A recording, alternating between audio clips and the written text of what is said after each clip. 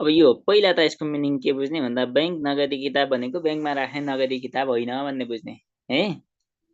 बैंकमा राख्ने नगदी किताब होइन। नाम यसो झट्ट सुन्दा बैंक नगदी किताब बैंक क्यास बुक भन्दा बित्तिकै हजुरको कस्तो सुनिन्छ भन्दा बैंकमा राखेको क्यास बुक जस्तो लाग्छ। होइन, बैंक नगदी किताब कार्यालयले नै राख्छ, कार्यालयले नै प्रयोग गर्ने हो है। अब बुझ्ने के भन्दा कार्यालयले प्रयोग गर्ने जति पनि के अरे कार्यालयमा जति पनि आर्थिक गतिविधि हुन्छ अथवा नगदको कारोबार हुने गर्छ, उक्त नगदको कारोबारलाई व्यवस्थापन गर्नको लागि अथवा व्यवस्थित तुल्याउनको लागि प्रयोग गरिने फारमलाई बैंक नगदी किताब भनिन्छ। बुझिन्छ भनेको कार्यालयमा प्रयोग हुने सम्पूर्ण नगद व्यवस्थापनलाई प्रभावकारी तुल्याउनको लागि प्रयोग गरिने फारमलाई बैंक नगदी किताब भनिन्छ। यसलाई मलेप फारम नम्बर 209 का नामले चिनिन्छ। यो भनेको मलेप फारम नम्बर 209 हो। अर्को विषय के भन्ने भन्दा कुनै पनि कार्यालयमा के कति नगदको कारोबार भयो अथवा नगद कति प्राप्त भयो हेर्नुहोस् है, कति प्राप्त भयो, कति खर्च भयो, कति बाँकी छ भन्ने विषयलाई प्रभावकारी तुल्याउनको लागि प्रयोग गरिने फारमलाई यसले जनाउँछ। यसले नगदको कुशल व्यवस्थापन मार्फत हजुरको नगदको व्यवस्थापन गरिसकेपछि आर्थिक अनुशासन वित्तीय सुशासनमा टेवा पुर्याउने गर्छ भन्ने भनेको यसले नगदको कुशल व्यवस्थापन गर्ने, नगद कारोबारमा हुन सक्ने सबै प्रकारका कमी कमजोरीहरू, गल्ती त्रुटिहरू अथवा अनियमितता, चुहावट, भ्रष्टाचार जन्य गतिविधिहरूलाई हुन नदिने अथवा नगदलाई प्रभावकारी तुल्याई समग्रमा आर्थिक गतिविधिमा अनुशासन र वित्तीय सुशासन कायम गर्नमा महत्त्वपूर्ण भूमिका निर्वाह गर्ने गर्छ। यसमा 5 वटा खाता हुने गर्छन्, त्यसैगरी 18 वटा महल हुने गर्छन्। यो 18 वटा महल हुने हुँदाखेरि यो लामो महल पढ्नु पर्दैन। 18 वटा महल तपाईँ हाम्रो कपीमा अटाउँदैन। त्यो नअटाउने महल भन्न खोजेको यसको फारम चाहिँ पढ्नु पर्दैन है। बुझिन्छ? यसलाई भनिन्छ बैंक नगदी किताब। सर्वप्रथम नगदको कारोबार भइसकेपछि गोस्वारा भौचर तयार गर्ने गरिन्छ, भनेको जर्नल भौचर तयार गर्ने गरिन्छ र त्यो गोस्वारा भौचर पश्चात नगदको कारोबारको सम्बन्धमा बैंक नगदी किताबमा प्रविष्टि गर्ने गरिन्छ। भनेको सबै आर्थिक कारोबारको पहिला चाहिँ गोस्वारा भौचर हुन्छ नै। गोस्वारा भौचर तयार गरिसकेपछि त्यसकै आधारमा नगदको कारोबारको लागि बैंक नगदी किताबमा प्रविष्टि गर्ने गरिन्छ। भनेको भन्दा त किताब जस्तो लाग्छ तर यो बैंक नगदी फारम हो। बुझिन्छ? भन्न खोजेको नगदको व्यवस्थापन गर्नको लागि प्रयोग गरिने एउटा मलेप फारम हो। अनि अर्को विषय के भन्ने भन्दा यो मलेनिकाद्वारा तर्जुमा गरी मलेपद्वारा स्वीकृत गरेको एउटा महत्त्वपूर्ण मलेप फारम हो भन्ने हामीले माथि भनिसक्यौँ। यसलाई मलेप फारम नम्बर 209 का नामले चिनिन्छ। फेरि एकचोटि आनन्दले सुन्ने है। बैंक नगदी किताब भनेको बैंकको नगदी किताब होइन, कार्यालयको नगदी किताब हो भन्ने बुझ्ने पहिला। अनि अर्को विषय के भन्ने भन्दा यो हो के त भन्दा कार्यालयले गर्ने समग्र नगदको व्यवस्थापनलाई प्रभावकारी तुल्याउन, व्यवस्थित तुल्याउन हेर्नुहोस् त अथवा त्यसलाई वस्तुनिष्ठ र वैज्ञानिक तुल्याउनको लागि प्रयोग गरिने फारमलाई बैंक नगदी किताब भनिन्छ। कार्यालयमा के कति रकम प्राप्त भयो भनेको नगद प्राप्त भयो, कति अथवा कहाँबाट प्राप्त भयो अनि कति खर्च भयो हेर्नुहोस् त, कति बाँकी छ भन्ने विषयको समग्र अवस्थालाई झल्काउनको लागि अथवा देखाउनको लागि प्रयोग गरिने अथवा भरिने, उठान गरिने, तयार गरिने जे भन्दा पनि हुन्छ त्यो फारमलाई बैंक नगदी किताब भनिन्छ। यो मलेनिकाद्वारा तर्जुमा गरी मलेपद्वारा स्वीकृत गरेको एउटा महत्त्वपूर्ण फारम हो जसलाई मलेप फारम नम्बर 209 का नामले चिनिन्छ। सम्पूर्ण आर्थिक कारोबारको सर्वप्रथम गोस्वारा भौचर तयार गर्ने गरिन्छ र गोस्वारा भौचरका आधारमा हजुरको नगद कारोबारको सम्बन्धमा बैंक नगदी किताबमा प्रविष्टि गर्ने गरिन्छ। यसको प्रमुख उद्देश्य नगदलाई प्रभावकारी तुल्याउनु अथवा नगदको व्यवस्थापनलाई प्रभावकारी तुल्याई हेर्नुहोस् त नगदमा हुन सक्ने अनियमितता, चुहावट जन्य गतिविधि अथवा भ्रष्टाचार जन्य गतिविधिहरूलाई घटाएर समग्रमा आर्थिक अनुशासन र वित्तीय सुशासन कायम गर्नु रहेको हुन्छ भन्ने हो। बुझिन्छ? 5 वटा खाता, 18 वटा महल छन् भन्ने त्यो हामीले नमुना पढ्नु पर्दैन, खातामा यो पर्छन् भन्ने कुरा चाहिँ लेख्छौँ हामीले। बुझिन्छ कि नै? पहिला त यो बैंकले नभएर कार्यालयले राख्ने नगदी किताब हो भन्ने। अनि अर्को विषय नगदको व्यवस्थापनको लागि भरिने फारम भन्ने। अनि कहाँबाट कहिले कति रकम प्राप्त भयो, कति खर्च भयो र कति बाँकी छ भन्ने विषय देखाउनको लागि तयार गरिने फारम भन्ने। अनि अर्को विषय त भइहाल्यो। यसको प्रमुख उद्देश्य नगदको व्यवस्थापन गरेर आर्थिक अनुशासन, वित्तीय सुशासन कायम गर्नु हो। यो विभिन्न प्रकारका मलेप फारम मध्येको एउटा महत्त्वपूर्ण फारम हो जसलाई 209 का नाम चिनिन्छ। यो मलेनिकाद्वारा तर्जुमा गरी मलेपद्वारा स्वीकृत गरिएको हुन्छ भन्ने यसै गरी लेख्ने हो के। बुझिन्छ? ए बोल्ने हस् सर, हस् हस्, नबोल्ने लेख्ने तपाईँको लेख्नुहोस् आज्ञा। ल लेख्नुहोस् ल लेख्नुहोस् बोल्नु न अनि बैंक नगदी किताब बुझिन्छ नि मिनिङ त मिनिङ बुझ्ने अब यहाँ हामीले भन्दा पछाडि पढ्ने सबै फर्मेटहरू उस्तै छन् पढ्दाखेरि यो हो कि यो कि यो कि यो कुन हो भन्ने जस्तो लाग्छ कन्सेप्ट क्लियर हुने अनि लेखिसकेपछि हजुरले घरमा बसेर नै अलिक ध्यान दिएर पढ्नुपर्छ एउटा सोद्धाखेरि अर्को लेखिन्छ फेरि यहाँ कन्फ्युज हुने विषय छन् के फारमहरू चाहिँ 76 जेष्ठ 19 मा परिमार्जन भएका हुन्। हो पहिला पुराना थिए मलाई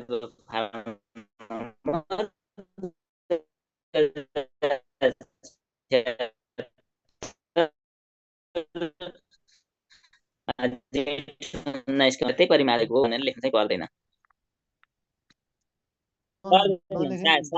साबिकको चाहिँदैन हजुरले मल्ल पो फारम पढ्दा पनि हामीले अगाडिको अरूको नपढे पनि जिन्सीको पढ्ने भनेको थियौँ नि मल्ल पो फारम नम्बर 401 देखि 418 त्यसपछि हजुरको के अरे धरौटीको पढ्ने भनेको थियौँ धरौटीको 601 देखि 608 सम्म छन् भनेको थियौँ नि हजुरले यहाँ राजस्वको फारम पढ्नु पर्दैन राजस्वको पढ्न परे 101 देखि 115 सम्म भन्ने छन् ती भनेको साबिकको यति अहिलेको यति भनेर त्यो काममा हजुरको के अरे कन्फ्युज नहुनको लागि राखिएको हो पुरानो मलाई फारम नम्बर हामीलाई आवश्यक पर्दैन बुझिन्छ ल लेख्नुहोस् बैंक नगदी किताब कार्यालयको समष्टिगत नगद व्यवस्थापनलाई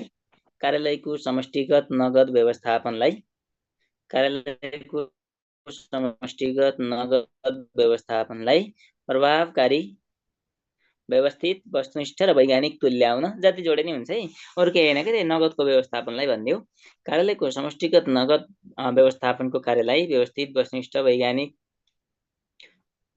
तुल्याउन अवलम्बन गरिने फारमलाई अथवा प्रयोग गरिने फारमलाई भन्दा पनि हुन्छ अवलम्बन गरिने फारमलाई बैंक नगदी किताब भनिन्छ भयो समष्टिगत नगद व्यवस्थापनको कार्यलाई प्रभावकारी व्यवस्थित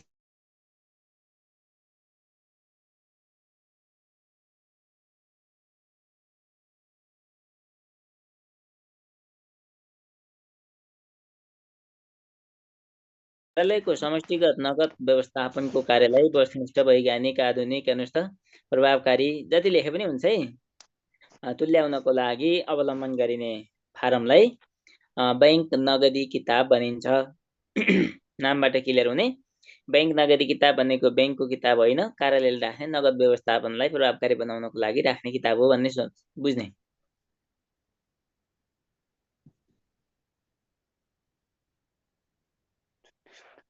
अर्को बुलेट यसको माध्यमबाट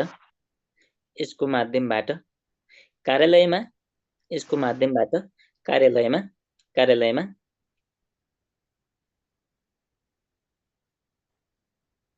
कुन माध्यमबाट कति नगद प्राप्त भयो अथवा प्राप्त गरियो भनेको है यसको माध्यमबाट कार्यालयमा कुन माध्यमबाट कति नगद प्राप्त भयो अथवा प्राप्त गरियो भन्दा पनि हुन्छ प्राप्त भयो कमा कति खर्च भयो र कति बाँकी छ भनेको प्राप्ति भएकोमा हजुरको खर्च भएकोमा बाँकी भनेको के आम्दानी खर्च र बाँकी भनेको बुझिन्छ कुन स्रोतबाट कति रकम प्राप्त भयो कति खर्च भयो नगद रकम र कति बाँकी छ भन्ने तथ्य अथवा विषय भन्दा पनि हुन्छ भन्ने तथ्य स्पष्ट रूपमा प्राप्त गर्न सकिन्छ अथवा स्पष्ट रूपमा प्राप्त हुने गर्दछ भन्ने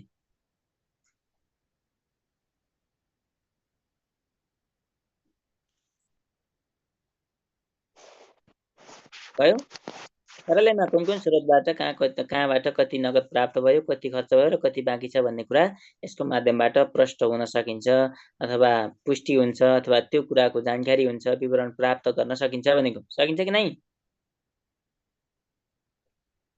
टु बी पोइन्ट अर्को बुलेट सम्पूर्ण नगद कारोबारको सर्वप्रथम सम्पूर्ण नगद कारोबारको सर्वप्रथम गोस्वरा भौचर तयार गरी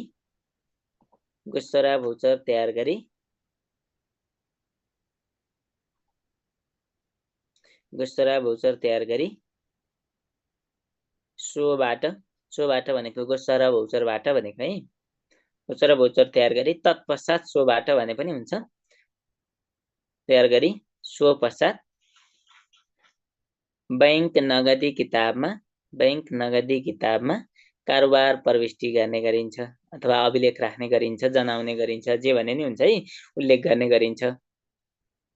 सो पश्चात बैंक नगदी किताबमा उल्लेख गर्ने गरिन्छ। भयो।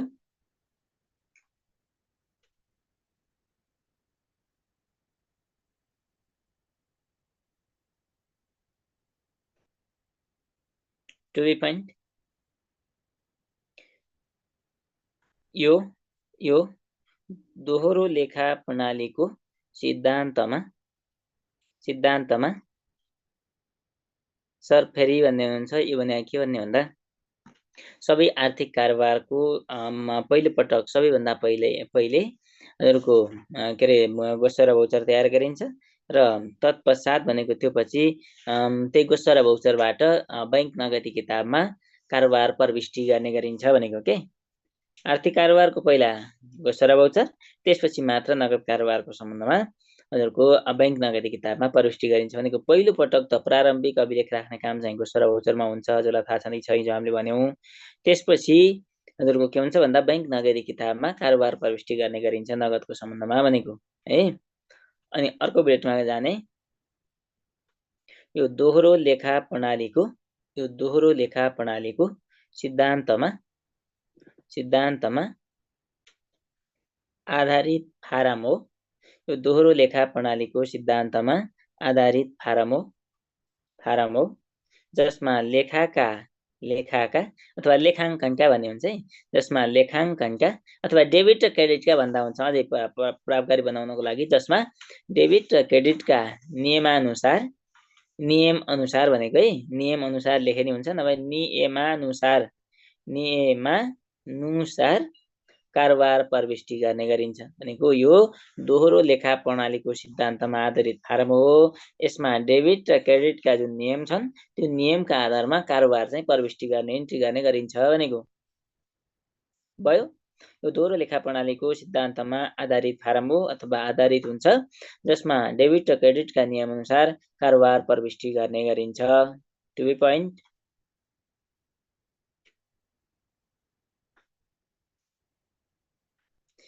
यसको प्रमुख उद्देश्य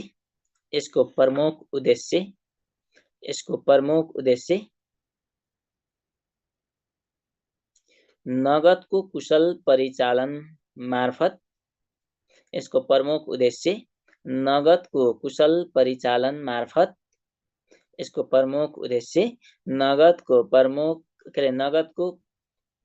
नगदको कुशल परिचालन मार्फत अथवा प्रभावकारी परिचालन मार्फत भन्दा पनि हुन्छ है, नगदको कुशल परिचालन मार्फत आर्थिक अनुशासन र वित्तीय सुशासन कायम गर्नु रहेको हुन्छ।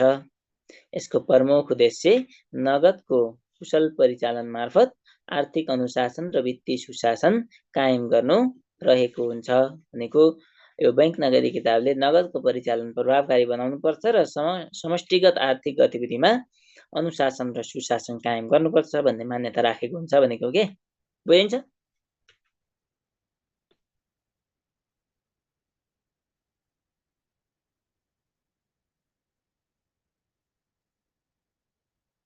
अर्को बुलेटिन जाने टु बी पोइन्ट यो मलेनिकाद्वारा तर्जुमा गरी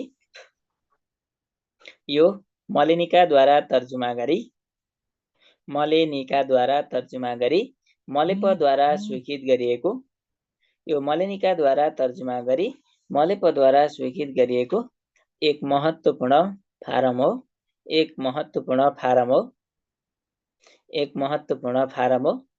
जसलाई मलेप फारम नम्बर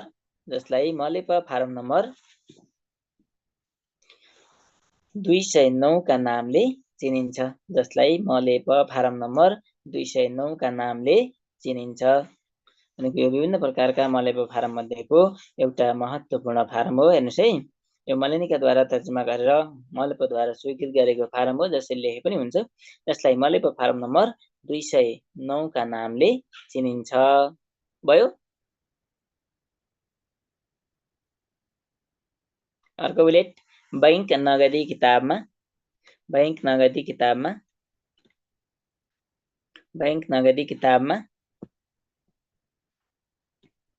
कमा गर्ने, सब बुलेटमा जाने।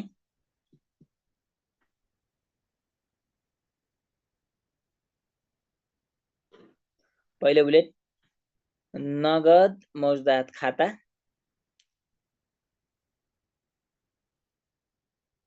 नगद मौजदात खाता, कमा। अर्को बुलेटमा बैंक खाता, कमा। अर्को बुलेटमा जाने। बजेट खर्च खाता,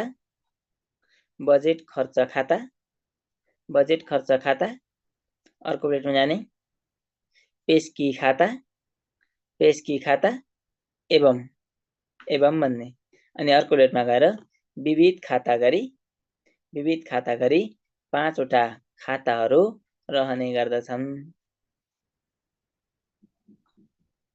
बैंक नगदी किताबमा कमा गरेर जानुभयो, नगदको मौजदात खाता, हेर्नुहोस् त, त्यसपछि बैंक खाता, अनि बजेट खर्च खाता बुझिन्छ,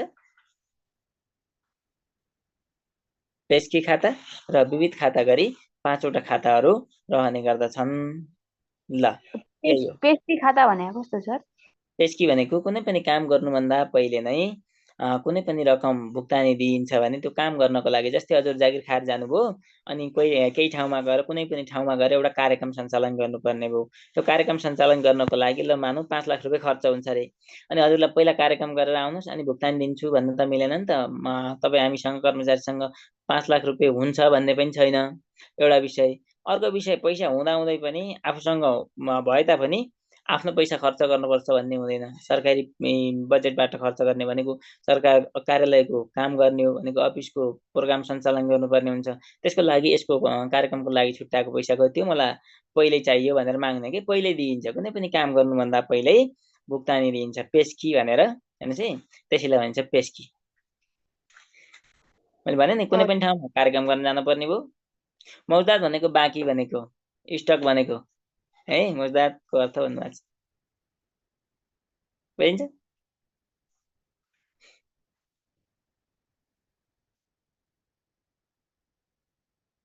ल, एउटा क्वेसन लेख्ने, यसको अरू केही पढ्नु पर्दैन। यसमा पढ्नु पर्ने यो भने के हो, यसको आवश्यकता उद्देश्य महत्त्व के हो, यसबाट यी विषयबाट आउन सक्ने क्वेसन भनेको छोटकरीमा लेख्नुहोस् भन्ने चाहिँ बढी महत्त्वपूर्ण छ है।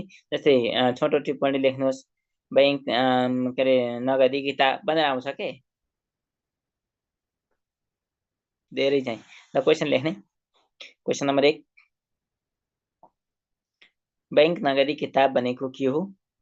बैंक नगदी किताब भनेको के हो?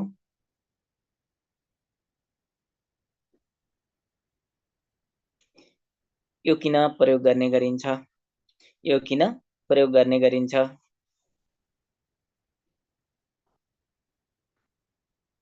यो किन तयार गर्ने गरिन्छ? 2 + 3 लेख्ने के हो?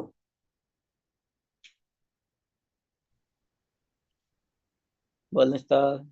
2 नम्बरमा यसको परिभाषा अनि 3 नम्बरमा यसको महत्त्व। यसको महत्त्व के लेख्ने ल भन्नुस्?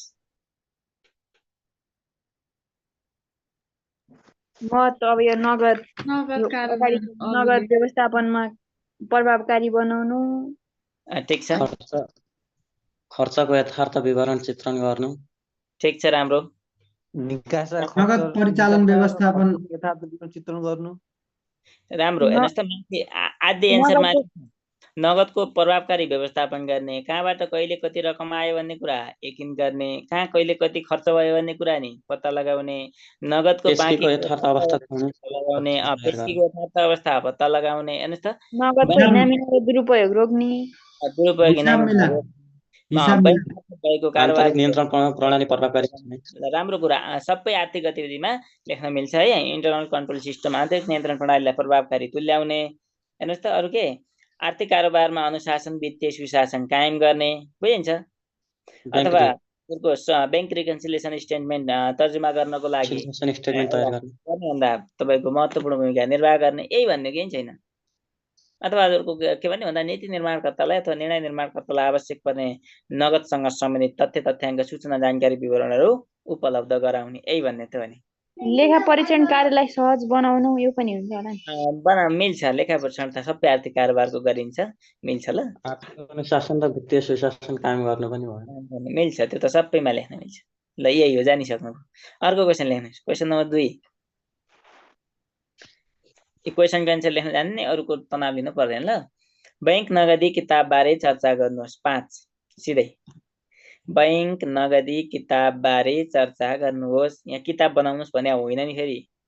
बैंक नगदी किताब बारे चर्चा गर्नुहोस्। 5 नम्बर।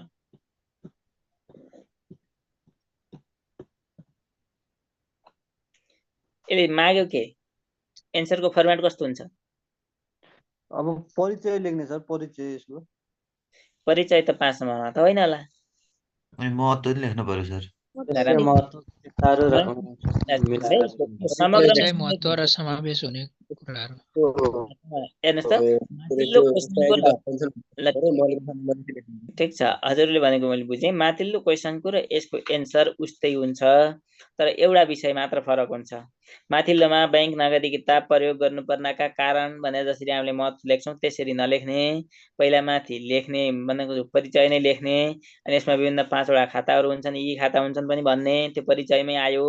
त्यसपछि यसको माध्यमबाट बनाउने अनि कमा गर्ने, अनि सबलेटमा गएर नगद व्यवस्थापनलाई प्रभावकारी बनाउन, खर्चको यथार्थ अवस्था पत्ता लगाउन, आर्थिक अनुशासन वित्तीय सुशासन कायम गर्न, हेर्नुहोस् त, नीति निर्मातालाई आवश्यक पर्ने तथ्य तथ्याङ्क उपलब्ध गराउन, हेर्नुहोस् त, सन्तुलन परीक्षण तयार गर्ने आधार तय गर्न टेवा पुग्दछ भन्ने के यसरी लेख्ने हो।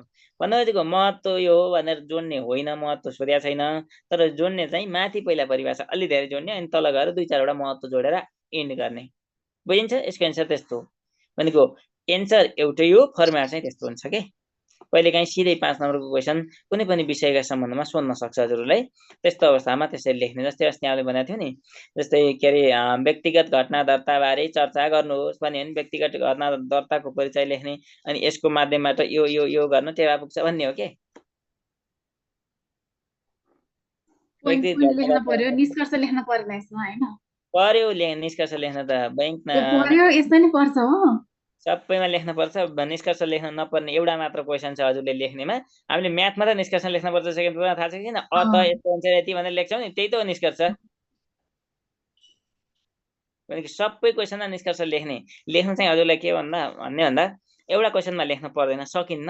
अरू क्वेसनमा लेख्ने। कानुनमा निष्कर्ष लेख्न पर्दैन भन्छन् मान्छेले, निष्कर्ष लेख्न पर्दैन भने होइन, नलेख्ने हुन्छ भने हो, तर लेख्दा राम्रो हुन्छ।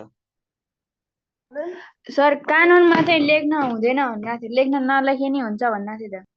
नलेखे पनि हुन्छ, लेख्न हुँदैन भन्ने चाहिँ होइन है। नलेखे नि हुन्छ, हुन त यो लक्ष्य नपढे नि हुन्छ, एक्जामै नदिए पनि हुन्छ है। फर्म भर्ने अनि किताब किन्ने अनि नपढे नि हुन्छ, हुन त भएकै छ हो। त्यस्तो होइन मैले सुनेको थिएँ कि कसले भन्नुभएको थियो कानुनको विषयमा मैले सुरुमै भने त हजुरलाई, भन्न त कानुनमा नलेख्दा नि हुन्छ भन्छन्, तर लेखे जस्तो नलेखेर हुन्न भनेको के। उदाहरणको लागि चालु 15औं योजनाका रणनीतिहरू बारे चर्चा गर्नुहोस् भनेर क्वेसन आउँछ, त्यो कानुनको क्वेसन हो बुझ्ने। योजना भनेको त हाम्रो कानुन हो। अब त्यो लेखिसकेपछि माथि 1 लाइन योजनाको परिचय लेख्ने, अनि चालु 15औं आवधिक योजनामा विभिन्न प्रकारका रणनीतिको व्यवस्था गरिएको छ जसलाई दियाबिनी मूल्य गर्न सकिन्छ भन्ने, तिसु आउ पुग अपरास भनेर ती 8 वटा विषय सरेर लेख्ने, अनि तल गएर निष्कर्ष माथि उल्लेखित रणनीतिहरूको व्यावहारिक रूपमा कार्यान्वयन हुन सकेको खण्डमा समृद्ध नेपाल सुखी नेपालीको राष्ट्रिय लक्ष्य पुरा हुने कुरामा दुई मत हुनु पर्दैन भनेर लेख्नु त कति राम्रो हुन्छ। लेख्न नलेख्दा पनि हुन्छ भने हो, तर लेख्दा राम्रो हुन्छ के। त्यही भएर मैले नपढिनु हुन्छ भने हो, बुझिन्छ? त्यस्तो होइन, मैले कता सुनेको थिएँ कि, अनि कानुनको विषय अरूमा चाहिँ लेख्नुपर्छ, कानुनको विषयमा लेख्नु पर्दैन अरे। होइन, हजुरलाई नेगेटिभ भने होइन, लेख्न पर्दैन लेख्न हुन्न भनेको होइन है, तर हजुरको लेख्दा राम्रो हुन्छ त्यसरी बुझ्ने। हजुरले निष्कर्ष नलेख्ने एउटा मात्र विषय छ, त्यो म भन्छु, अरूमा सबैमा निष्कर्ष लेख्नुपर्छ भन्ने बुझ्ने। म्याथमा क्यालकुलेटर पाउने नपाउने कस्तो कहाँ खालको पाउने हो सर, एकचोटि भन्नु न। सिम्पल क्यालकुलेटर प्रयोग गर्न पाउने है। पसलतिर ठुलो क्यालकुलेटर राख्छ नि त्यो प्रयोग गर्न पाइन्छ, हामीले त्यो साइन्टिफिक प्रयोग गर्छौं नि त्यो प्रयोग गर्न पाइँदैन, बुझ्ने?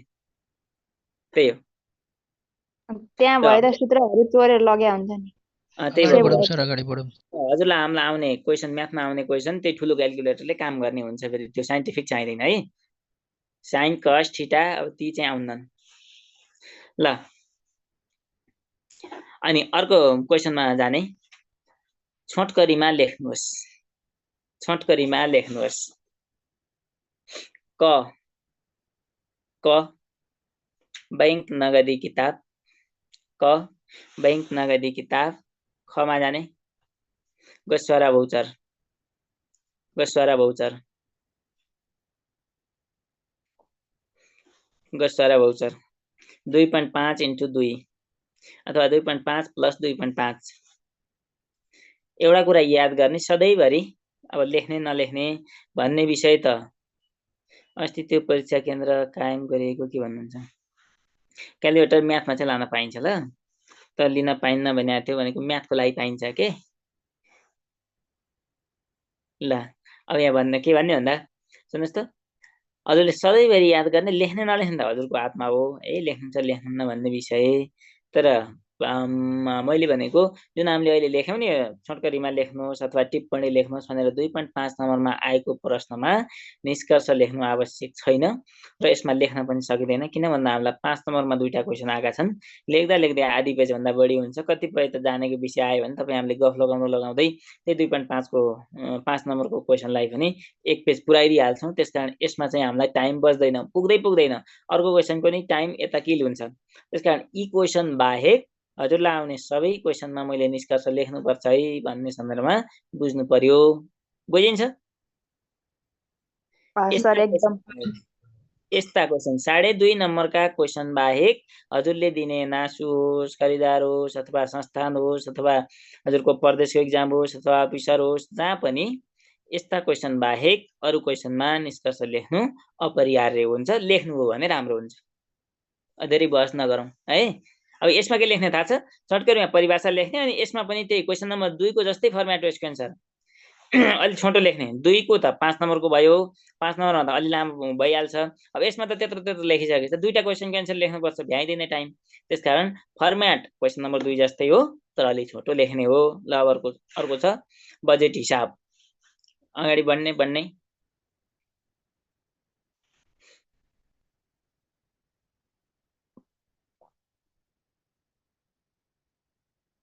यो पनि छोटो छ, थोरै केही पनि छैन। सुन्ने एउटा विषय पढ्नुपर्छ, यसमा हजुरले घोक्नुपर्छ। यहाँ भन्ने के भन्दा बजेट हिसाब नामबाटै थाहा छ। हेर्नुहोस् त, कार्यालयको समष्टिगत बजेट व्यवस्थापनलाई प्रभावकारी, व्यवस्थित, वस्तुनिष्ठ तुल्याउनको लागि हजुरको प्रचलनमा ल्याइएको अथवा विकसित एवं अवलम्बित भने पनि हुन्छ, अथवा प्रचलनमा ल्याइएको अथवा अवलम्बित फारमलाई बजेट हिसाब भनिन्छ। यसले बजेटको कुशल व्यवस्थापन गर्ने, बजेटको सीमा उल्लङ्घन गरी खर्च गर्न नदिने र बजेटका समष्टिगत विषयहरूमा भनेको आर्थिक प्रशासनका समष्टिगत विषयमा अनुशासन र सुशासन कायम गर्ने लक्ष्य राखेको हुन्छ। यो पनि मलेनिकाद्वारा तर्जुमा गरी मलेपद्वारा स्वीकृत गरिएको एउटा महत्त्वपूर्ण फारम हो, जसलाई मलेप फारम नम्बर अघिको भन्दा -1 ले चिनिन्छ भन्ने बुझिन्छ? भनेपछि यो 208 हो।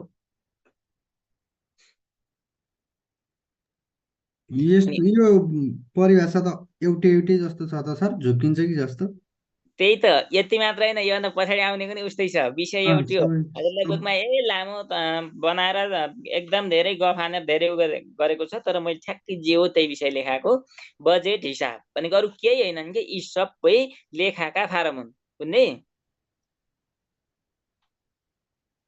त्यसकारण जे नामको छ त्यसैलाई प्रभावकारी बनाउनको लागि अवलम्बन गरेको फारम हो के यो।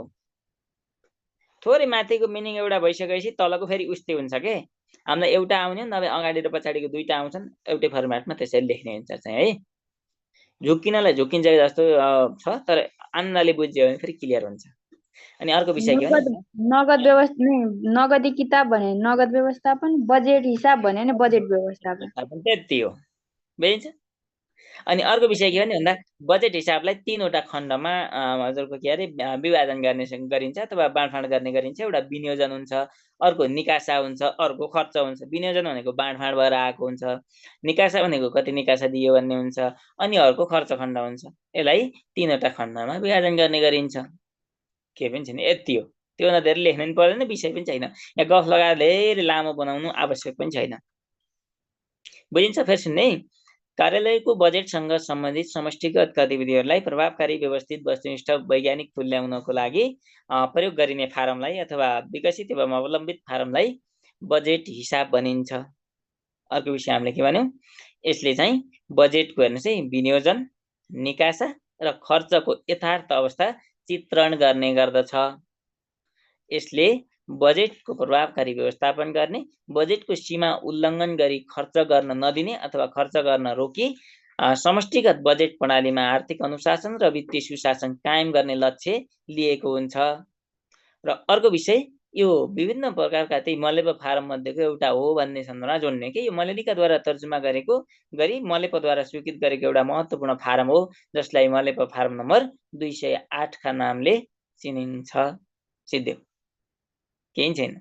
यसको आवश्यकता, उद्देश्य, महत्त्व र अघिको आवश्यकता, उद्देश्य, महत्त्व एउटै हुन्छ। केही पनि छैन, फरकै छैन। त्यहाँ हेर्नुहोस्, हजुरको बुक कसैको पढ्दै हुनुहुन्छ होला नि, बुक त तलमाथि हेर्नुहोस् त, तलमाथि 3 बुलेट तलमाथि छन्, अरू केही पनि फरक हुन्न। एन्सर उस्तै हुन्छ। पढ्दै जाँदा ध्यान दिएन भने माथि फरक, तल फरक लाग्छ। अनि के हो उस्तै छ भन्ने, अनि सबै सूत्र बनाउने, सबै घोक्ने गर्दा गर्दै जस्तै हुन्छ। बुझेर क्लियर भएर पढ्ने, त्यसैको लागि हजुरले क्लास पढ्दै हुनुहुन्छ, क्लियर हुने है। बुझिन्छ बजेट हिसाब भनेको? नगदी किताबमा चाहिँ नगद मात्र रहेछ, बजेट हिसाबमा चाहिँ बजेट मात्रै। त्यही हो है, यसरी बुझ्नु पर्यो। ल लेख्नुहोस्, बजेट हिसाब।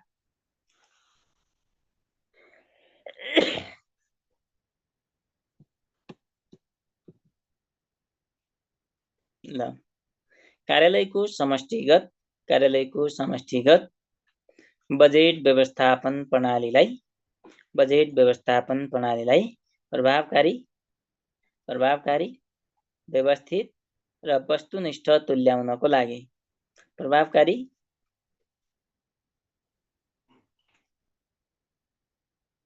वस्तुनिष्ठ, वैज्ञानिक जति लेखे नै हुन्छ है, तुल्याउनको लागि अवलम्बन गरिने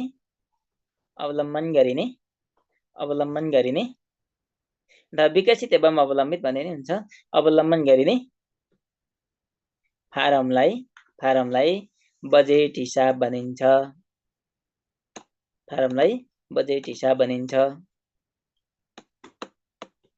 अर्को बुलेट टु बी पोइन्ट है, यसको प्रमुख उद्देश्य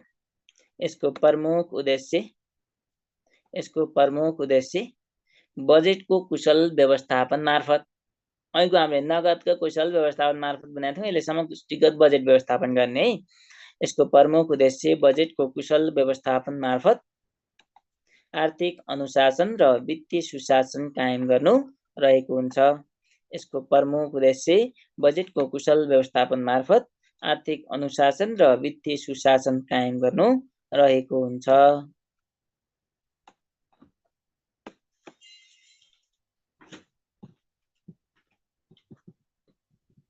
भयो, बजेटको कुशल व्यवस्थापन मार्फत हजुरको के अरे आर्थिक अनुशासन, वित्तीय सुशासन कायम गर्नु रहेको हुन्छ।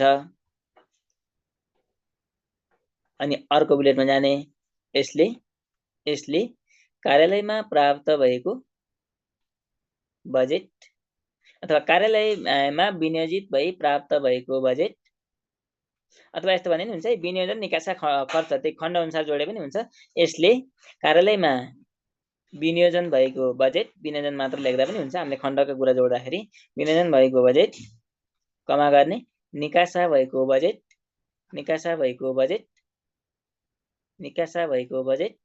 र खर्च भएको बजेटको यथार्थ अवस्था चित्रण गर्ने गर्दछ।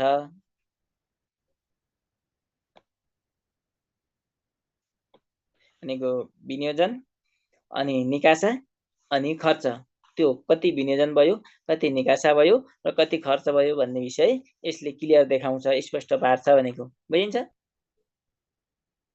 बजेटको यथार्थ कहाँ गएको थिएँ, अवस्था चित्रण गर्ने गर्छ भन्ने पढ्नुस् त सुरुबाट।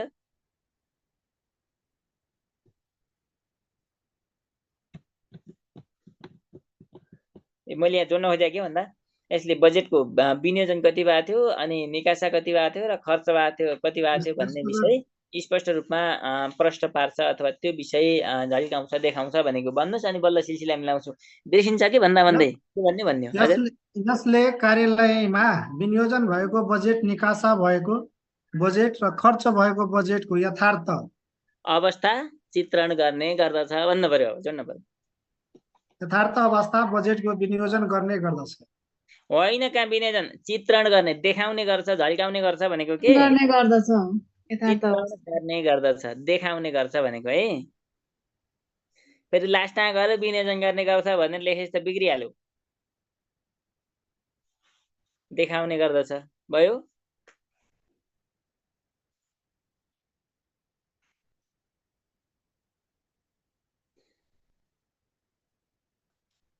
अनि अर्को बुलेट लेख्नुहोस् त यसले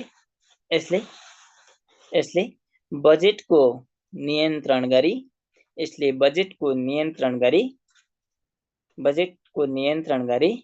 बजेटको सीमा उल्लङ्घन गरी खर्च गर्ने प्रवृत्तिको अन्त्य गर्दछ भन्ने अथवा बजेटको सीमा उल्लङ्घन गरी खर्च गर्ने कार्यलाई रोक्ने गर्दछ भन्ने पनि हुन्छ है। यसले बजेटको नियन्त्रण गरी बजेटको सीमा उल्लङ्घन गर्ने प्रवृत्तिको अन्त्य गर्दछ।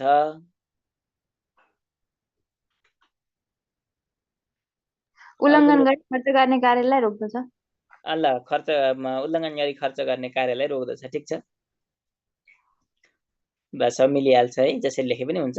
विषय चाहिँ आउनु पर्यो भनेको मागेको विषय त्यसको कुरो चाहिँ के हो त्यो कुरो चाहिँ आउनुपर्छ। अनि अर्को बुलेटमा जाने यो मलेनिकाद्वारा यो विषय त आफै लेख्न जान्ने हुनुपर्छ। यो मलेनिकाद्वारा तर्जुमा गरी आफै लेख्नुहोस् त माथि लेखे जस्तै यो मलेनिकाद्वारा तर्जुमा गरी मलेपद्वारा स्वीकृत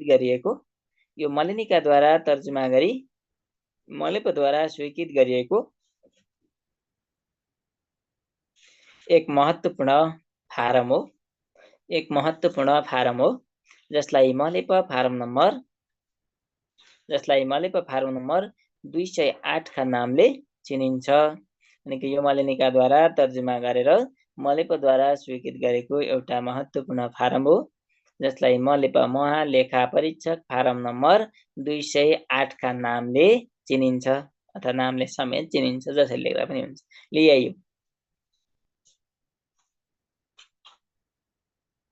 यसको तल लेख्ने नोट यसको आवश्यकता उद्देश्य महत्त्व बैंक नगदी किताबसँग मिल्छ भन्ने त्यो एक दुईटा त त्यो बजेटका भनेर जोड्ने अरु सबै एउटै हो।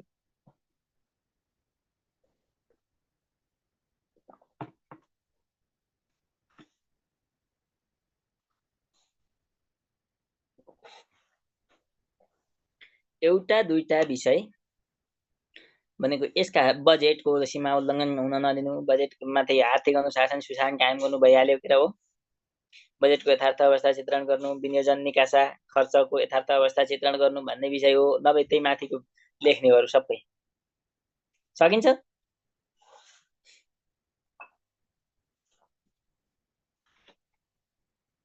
सकिन्छ कि नै सकिन्छ सर सकिन्छ। ल अब बुक पल्टाउनुस् त बुकमा खोज्ने बजेट हिसाबका तीनवटा महलहरू अथवा तीनटा खण्ड भन्ने छ कि छैन। विनियोजन खण्ड निकासा खण्ड र खर्च खण्ड।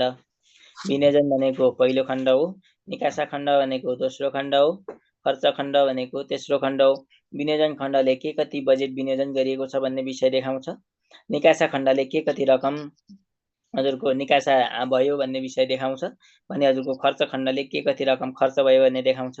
विनियोजन खण्डले विनियोजनको लेखा राख्छ अथवा अभिलेख देखाउँछ। निकासाले निकासाको देखाउँछ खर्चले खर्चको देखाउँछ भन्ने विषय। त्यसभित्र दुई चारवटा बुलेट छन् त्यो चाहिँ घोक्ने भनेर राख्ने। त्यहाँ मैले घोक्ने विषय यहाँ लेखाइदिन्न टाइम मात्र गिलो बुकमा छ लेख्ने घोक्ने त्यति बढी महत्त्वपूर्ण त होइन रहेछ सर। सजिलो छ त्यति धेरै त होइन तर सजिलो छ।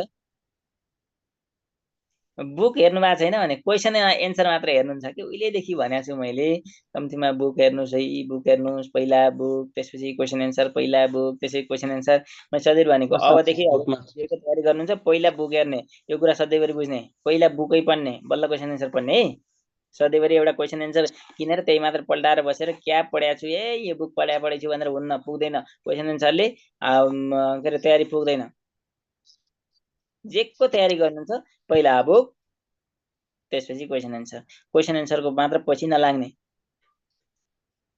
हुन त मेरा सबै धेरै बुकै क्वेसन एन्सर छन् फेरि मैले मेरा बुक छन् भनेर भने होइन है क्वेसन एन्सरै छन् तैपनि हजुरले पहिला बुक पढ्ने अनि क्वेसन एन्सर बल्ल पछि हेर्नुपर्छ बुक लेख्दाखेरि सबै भए जतिकै विषय समावेश गर्न सकिन्छ क्वेसन एन्सर लेख्दाखेरि ती सबै विषयहरू समावेश हुँदैनन् के त्यसकारण पहिला बुक रेफरेन्स बुक अनि त्यसका लागि हेल्पको लागि बल्ल क्वेसन एन्सर सधैँभरि यो गर्ने सानो थोरै विषय कतै छुट्यो भने पनि पढ्ने विषय जानेकै विषय अथवा एकचोटि हेर्दा पनि हुने विषय बुकमा चाहिँ भइ नै हाल्छ हजुरको उही सिलेबसमा ठ्याक्कै भेटिन्छ क्वेसन एन्सरमा चाहिँ सबै विषय समावेश हुँदैनन् कसैको पनि हुँदैनन् के त्यसकारण बुक चाहिँ हेर्नुपर्छ जसको हेरेर नि हेर्ने बुक चाहिँ पहिला हेर्ने बुझिन्छ बुझिन्छ सर अनि कसरी पढ्ने भन्ने त भन्नुभयो नि ल लेख्नुहोस् विनियोजन खण्ड भनेको के अरे बजेट हिसाबका खण्डहरू भन्ने है बजेट हिसाबका खण्डहरू एउटै हुन्छ त्यहाँ जहाँ पढे पनि विषय एउटै हुन्छ है फरक विषय हुन्न बजेट हिसाबका खण्डहरू भन्ने कमा जाने क बजेट विनियोजन खण्ड भन्छ त्यसलाई भनेको विनियोजन खण्ड मात्र लेखे पनि हुन्छ है विनियोजन खण्ड त्यसभित्र लेख्ने टु बी पोइन्ट यो बजेट हिसाबको पहिलो खण्ड हो यो बजेट हिसाबको पहिलो खण्ड हो यो बजेट हिसाबको पहिलो खण्ड हो अर्को बुलेटमा जाने यसले विनियोजित रकमको हिसाब राख्ने गर्दछ अथवा अभिलेख राख्ने गर्छ भने नि हुन्छ लेखाङ्कन राख्ने गर्छ भने पनि हुन्छ यो के अरे बजेट हिसाबको पहिलो खण्ड हो त्यसपछि यसले विनियोजित बजेटको हिसाब किताब राख्ने गर्छ अर्को बुलेटमा जाने विनियोजित भई स्वीकृत गरिएको रकम अथवा विनियोजन गरी स्वीकृत गरिएको रकम भने पनि हुन्छ है विनियोजन गरी स्वीकृत गरिएको रकम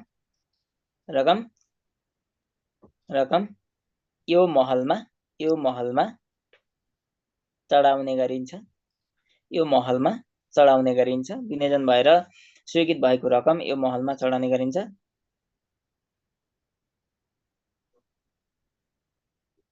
अर्को बुलेटमा विनियोजनसँग सम्बन्धित सम्पूर्ण तथ्य तथ्याङ्कहरू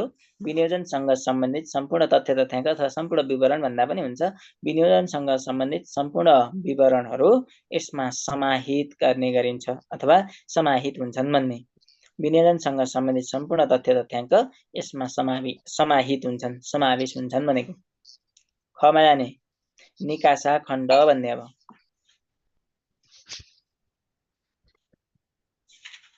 निकासा खण्ड त्यो माथिल्लो पहिलो थियो भने यो दोस्रो खण्ड हो भन्ने यो बजेट हिसाबको दोस्रो खण्ड हो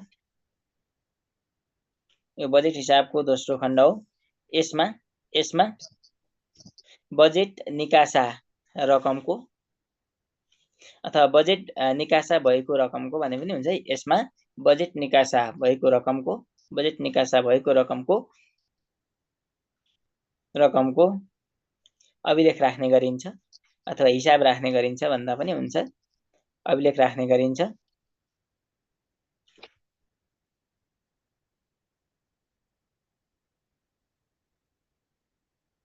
अनि अर्को बुलेट के भन्ने भन्दा शीर्षक अनुसार विनियोजन भएको रकम शीर्षक अनुसार सरी है निकासा भएको रकम शीर्षक अनुसार के अरे निकासा भएको रकम शीर्षक अनुसार निकासा भएको रकम सोही शीर्षकमा समावेश गरिन्छ। कुन कुन शीर्षकमा निकासा भएको छ त्यही शीर्षकमा अभिलेख राखिन्छ उठाइन्छ भनेको के है। के अरे निकासा भएको रकम हजुरको जुन शीर्षकमा जति रकम निकासा भएको छ त्यही शीर्षकमा त्यति रकमकै अभिलेख राख्ने गरिन्छ भनेको बुझिन्छ। शीर्षक अनुसार निकासा भएको रकम सोही शीर्षकमा राखिन्छ अथवा अभिलेख राखिन्छ भन्ने। अनि यो पुरै महललाई क्रेडिट महलमा राखिन्छ अथवा यो पुरै महललाई क्रेडिट महलका नामले चिनिन्छ भन्ने। बजेट निकासा भनेको खर्च भनेको हो। खर्च भन्यो भने हजुरको के हुन्छ भन्दा क्रेडिटमा राखिन्छ भन्ने। निकासा पुरै के अरे निकासा गर्दाखेरि क्रेडिटमा राखिन्छ। अनि अर्को यसमा निकासा रकम र थप निकासा रकम, यसमा निकासा रकम र थप निकासा रकम दुवैको अभिलेख राखिन्छ।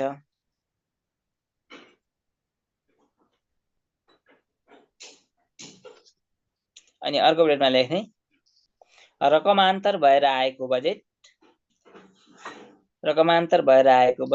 र पूरक बजेट पनि यसै खण्डमा समावेश गर्ने गरिन्छ। रकमान्तर भएर आएको र पूरक बजेट पनि यसै खण्डमा समावेश गर्ने गरिन्छ। एउटा शीर्षकको रकम अथवा एउटा शीर्षकमा छुट्याएको बजेट शीर्षक चेन्ज गरेर अर्को शीर्षकमा लाने के। ल पूरक भनेको नपुगेको मागेर पूर्ति गरेको भनेको। पूरक परीक्षा भनेर थाहा थियो कि थिएन? पहिला थियो नि, आजभोलि त छैन। अन्त आजभोलि नि हुन्छ कि के हुन्छ खै थाहा छैन। पहिला पूरक भन्ने हुन्थ्यो नि, दुईटा विषयलाई आइसम्म पूरक दिन मिल्ने भन्ने थियो। एउटा विषय दुईटा भन्दा बढी लागेको झाम्टे परे भन्थे हाम्रो पाला। तपाईँहरूका पाला त के भन्थे है? अब त्यसपछि के भन्थे हाम्रा झाम्टे यो झाम्टे पऱ्यो रे, यो पूरक पऱ्यो रे भन्थे। पूरक भनेको अब केही थोरै नपुगेको त्यसलाई चाहिँ फेरि अवसर दिएर पछि पास हुनेलाई पूरक भने जस्तै यो भनेको नपुगेको बजेट फेरि मागेर पुऱ्याएको पनि यसमा राखिन्छ भनेको है। अनि गमा जाने के अरे अब खर्च खण्ड, बजेट खर्च खण्ड भन्ने। पहिलो विनियोजन, दोस्रो निकासा, तेस्रो खर्च। अब त्यस्तै गरेर अङ्क जस्तै लेख्ने यो बजेट हिसाबको तेस्रो खण्ड हो भन्ने। यो बजेट हिसाबको तेस्रो खण्ड हो। यसले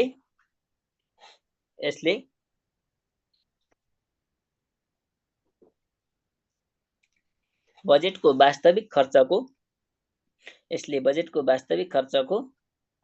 यथार्थ विवरण राख्ने गर्दछ।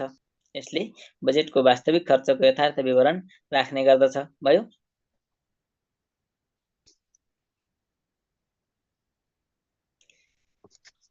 अनि यसमा के अरे अर्को बुलेटमा लेख्नु त यसमा सबै प्रकारका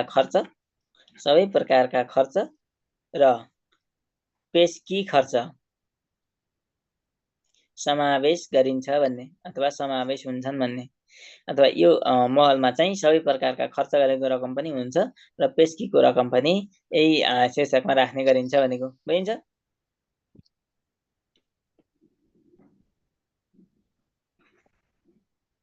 अनि अर्को विषय के भने भन्दा यो डेबिट कारोबार देखाउने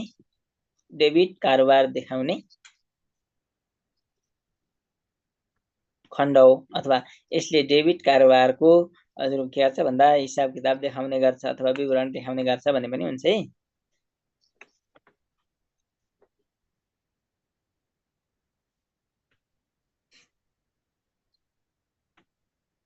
अनि अर्को विषय के भन्दा यसले बजेटको सीमा उल्लङ्घन हुनबाट रोक्ने गर्दछ। यही हो, यसले बजेटको सीमा उल्लङ्घन हुनबाट रोक्ने गर्दछ।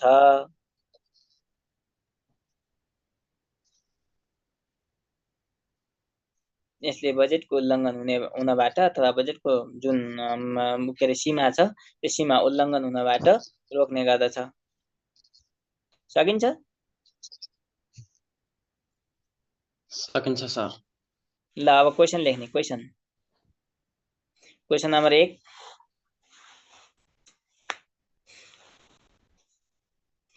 बजेट हिसाब भनेको के हो? बजेट हिसाब भनेको के हो? यो किन तयार गर्ने गरिन्छ? बजेट हिसाब भनेको के हो? यो किन तयार गर्ने गरिन्छ? 2 + 3 यसमा लेख्ने के हो? 2 नम्बरमा परिभाषा र 3 नम्बरमा यसको आवश्यकता, उद्देश्य, महत्त्व जोड्ने हो जुन हामीले अघि भनिसक्यौं। सकिन्छ? यो क्वेशन लेख्नको लागि मात्र लेखाएको होइन है, घरमा बसेर लेख्ने नि एन्सर। नभए काम छैन, लेख्नु लेखाउनु नि क्वेशन। फेरि क्वेशन नलेख्ने भए त क्वेशन लेखाएको यो त अर्थै भएन एन्सर नलेख्ने भए त। क्वेशन नम्बर 2, बजेट हिसाबलाई परिभाषित गर्दै यसका खण्डहरूबारे चर्चा गर्नुहोस्। यसका खण्डहरूबारे चर्चा गर्नुहोस्। 2 + 3 अहिले हामीले लेखेको विषय।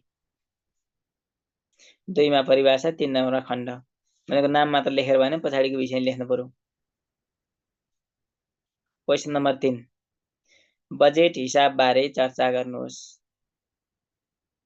बजेट हिसाबबारे चर्चा गर्नुहोस्। 5 नम्बर, बजेट हिसाबबारे चर्चा गर्नुहोस्। बजेट हिसाबबारे चर्चा गर्नुहोस्। 5 नम्बर सकिहाल्नुहुन्छ। क्वेशन नम्बर 4, त्यो भनेको माथिको जस्तो गरेर लेख्ने भनेको है, पहिला परिभाषा लेख्ने अनि यसले अथवा यसको माध्यमबाट यो गर्न टेवा पुग्छ भन्ने। अनि क्वेशन नम्बर 4, टिप्पणी लेख्नुहोस्। टिप्पणी लेख्नुहोस् अथवा कहिलेकाहीँ छोटो टिप्पणी लेख्नुहोस् भन्छ। यो टिप्पणी लेख्नुहोस् भनेको हजुरले सेकेन्ड पेपरमा पढ्नुहुन्छ नि, टिप्पणी लेखन भनेको त्यो होइन नि। फेरि पढ्नुभयो नि त्यतातिर। यहाँ टिप्पणी लेख्नुहोस्।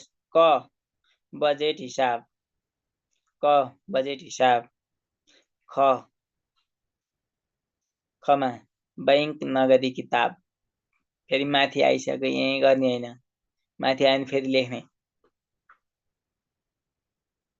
2.5 × 2 सकिन्छ?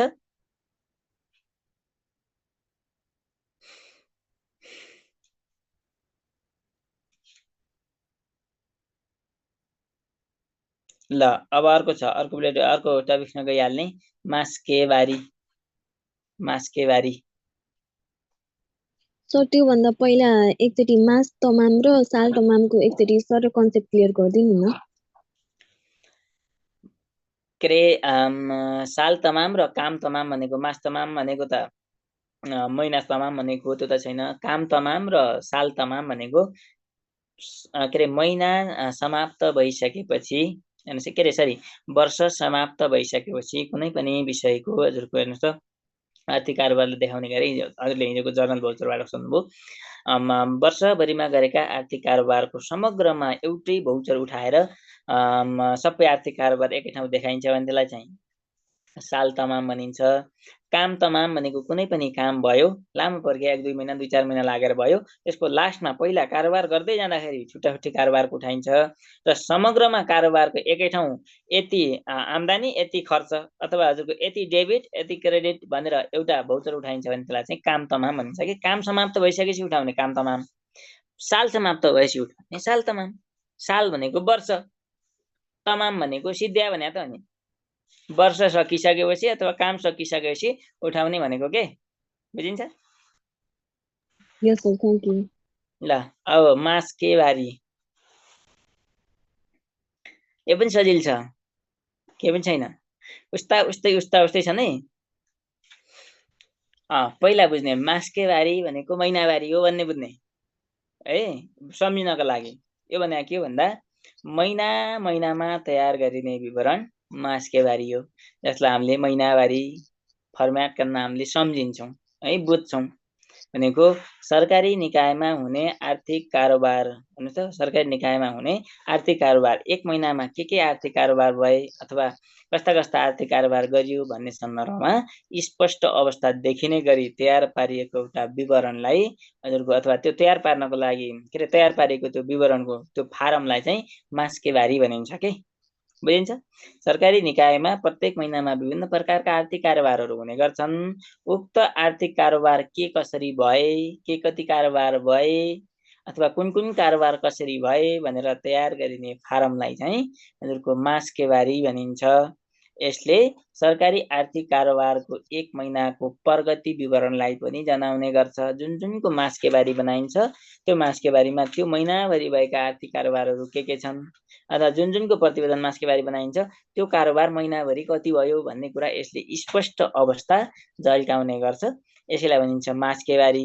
मास्केबारीले वार्षिक प्रतिवेदन तयार गर्नको लागि पनि महत्त्वपूर्ण भूमिका निर्वाह गर्ने गर्छ। किन भन्दा प्रत्येक महिनाको मास्केबारी जोड्दै जोड्दै जोड्दै गइयो भने 11 महिना, 11 महिनापछि हजुर के हुन्छ भन्दा अहिले भन्छ ल के अरे 11 महिना, त्यसपछि अर्को महिनाको जोडिसकेपछि 12 महिनाको हुन्छ। 12 महिनाको जोड्दा बित्तिकै वार्षिक हुन्छ।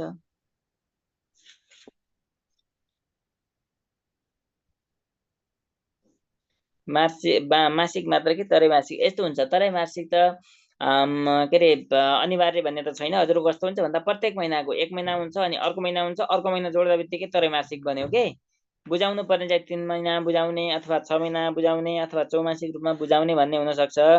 तर त्यो के अरे प्रतिवेदन बनाउँदा चाहिँ त्रैमासिक प्रतिवेदन भन्ने हुन्न के। 3 महिनाको एकै ठाउँ, जस्तै अहिले सम्मको खर्च कति छ, अर्को महिनाको खर्च जोड्ने, त्यसपछि अर्को महिनाको खर्च जोडिसकेपछि एकै ठाउँ आउँछ। प्रत्येक महिना जोड्दै जोड्दै जोड्दै गइन्छ। अहिलेसम्म कति भयो भन्ने हुन्छ 3 महिनाको जोडेपछि 3 महिनाको हुन्छ, त्रैमासिक हुन्छ। फेरि अर्को 1 महिना समाप्त भइसकेपछि जोडेपछि फेरि 4 महिनाको हुन्छ। यसरी हुन्छ।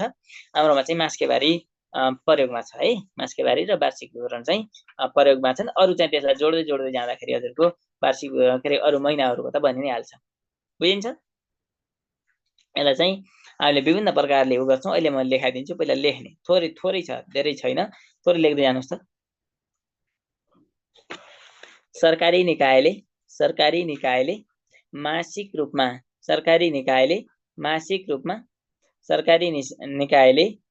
रूपमा गर्ने आर्थिक कारोबारको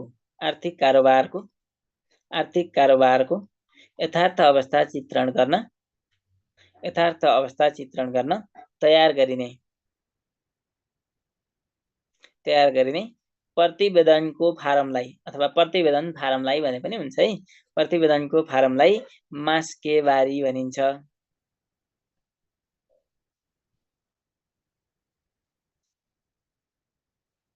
यथार्थ अवस्था प्रकट गर्नको लागि तयार गरिने एउटा प्रतिवेदनको फारमलाई चाहिँ मास्केबारी भनिन्छ भन्ने। अर्को बुलेटमा जाने। यसले आर्थिक कारोबारको मासिक प्रगति व्यवस्थापनलाई समेत मासिक कारोबारको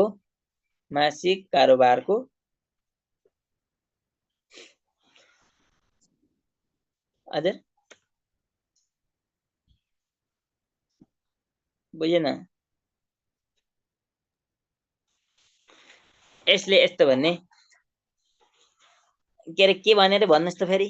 यसले आर्थिक कारोबारको मासिक प्रतिवेदनलाई झल्काउने गर्दछ भन्ने, अथवा आर्थिक कारोबारको प्रतिवेदनलाई नै है प्रगतिलाई भन्ने।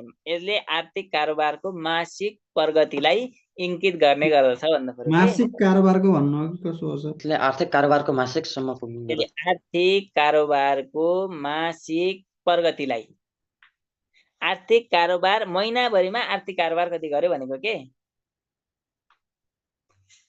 भन्दैछु त। सर डिफिनेसन फेरि भन्दै हुनुहुन्छ हेर्नुहोस् त। यसले आर्थिक कारोबारको मासिक हेर्नुहोस् त प्रगतिलाई अथवा प्रगतिको स्पष्ट रूपमा हजुरको प्रकट गर्ने गर्छ भन्ने, अथवा प्रगतिलाई स्पष्ट रूपमा हजुरको देखाउने गर्छ अथवा झल्काउने गर्छ अथवा प्रकट गर्ने गर्छ भनेको के। ल फर्स्ट बुलेट पढ्नुहोस् त फेरि। यसले हामीले के भन्यो भन्दा मैले भनेको यसको अर्थ भन्छ है, यो मास्केबारी भनेको के भन्दा सरकारी निकायले 1 महिनाभरि गरेका आर्थिक क्रियाकलापको हेर्नुहोस् है, आर्थिक क्रियाकलापको समग्र अवस्था झल्किने गरी तयार गरिएको त्यो प्रतिवेदनको फारमलाई चाहिँ मास्केबारी भनिन्छ भने मैले भन्न खोजेको अघि के भने थाहा छैन, यसको मिनिङ त्यही हो भन्दाखेरि त्यो भाषा यताउता हुन्छ के। अघि एउटा भने फेरि अरू अहिले भन्दाखेरि एउटा शब्द फरक पर्यो भने हजुरले फेरि सरले फेरि भन्दा अर्कै भन्छ भन्नुहुन्छ। फेरि मिनिङ आउनु अघि पर्यो। भनेको चाहिँ सरकारी निकायले सामाजिक रूपमा नै मासिक रूपमा गर्ने आर्थिक कारोबारको यथार्थ अवस्था चित्रण गर्न तयार गर्ने प्रतिवेदन फारम। प्रतिवेदनको फारमलाई चाहिँ हजुरको के अरे मास्केबारी भनिन्छ भन्ने है, मिनिङ त्यही हो कि अरू केही होइन। मासिक रूपमा के कस्ता आर्थिक कारोबार गर्छ र त्यो के गर्यो भन्ने सन्दर्भमा त्यो प्रतिवेदन तयार गर्नको लागि प्रयोग गरिने फारम चाहिँ मास्केबारी हो। यसले सरकारी कारोबारको के अरे सरकारी कार्यालयले 1 महिनाभित्रमा के कति आर्थिक कारोबार गर्यो भन्ने विषयको प्रगतिलाई पनि देखाउने गर्छ भनेको सेकेन्ड बुलेटले त्यो भन्छ है। मिनिङ त्यो अघि लेखेकोमा त्यो सिलसिला मिलाउनुहोस् त्यहाँ। त्यही भएर विषय घोक्नु पर्दैन, कन्सेप्ट क्लियर भयो भने गफै लगाउने हो के। गफ लगाउने भनेर लेखाका विषयमा पुरै गफ लगाउन त सकिन्न भनेको, गफ लगाउने विषय त होइन, तर मिनिङ क्लियर गरेर लेख्ने हो। भाषा यता हुन्छ, शब्द प्रयोग पर्छन्, केही फरक पर्दैन। हजुर सर यसको मिनिङ चाहिँ मासिक रूपमा आर्थिक कारोबारको यथार्थ अवस्था चित्रण गर्न त्यही हो। मासिक कारोबार सरकारी कार्यालयले मासिक रूपमा के कारोबार गर्यो, के कति कारोबार भए अथवा के कति आम्दानी भयो, के कति खर्च भयो, के कति राजस्व, हेर्नुहोस् त यी सबै विषयहरू, ब्याङ्कमा कति हिसाब के अरे ब्याङ्कसँग कति कारोबार भयो, हेर्नुहोस् त पेस्की कति फर्चुट भयो अथवा कति पेस्की दिएको थियो, कति फर्चुट भयो भन्ने सन्दर्भमा जे जति आर्थिक कारोबारहरू हुन्छन् त्यो आर्थिक कारोबारको हेर्नुहोस् त 1 महिनाभित्रमा कति कारोबार भयो, कसरी भयो भन्ने विषय देखाउनको लागि एउटा त्यो फारम प्रयोग गरिन्छ भनेको त्यो फारममा भर्ने गरिन्छ। त्यही फारमलाई चाहिँ मास्केबारी भनिन्छ। बुझिन्छ?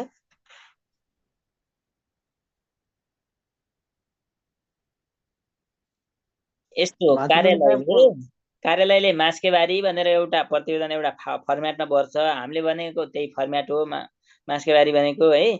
माथिल्लो निकायमा चाहिँ हजुरको के हुन्छ भन्दा कार्यालय प्रमुखले चाहिँ आफूभन्दा माथिल्लो निकाय, जस्तै कार्यालय छ भने विभाग छ भने मन्त्रालय, हेर्नुहोस् है, मन्त्रालय छ भने प्रधानमन्त्री कार्यालयमा प्रतिवेदन पेश गर्नुपर्ने व्यवस्था हुन्छ।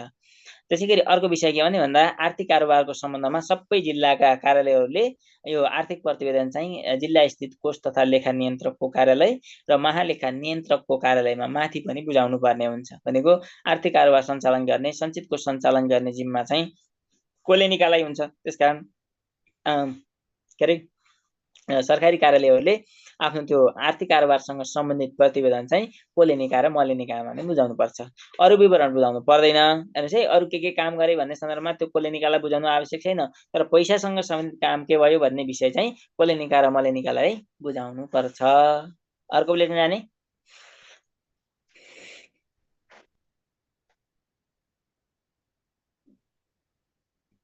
ल यस्तो मास्केबारीले कार्यालयको वार्षिक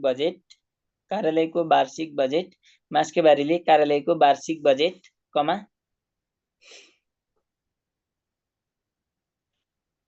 निकासा खर्च पेस्कीको समष्टिगत विवरण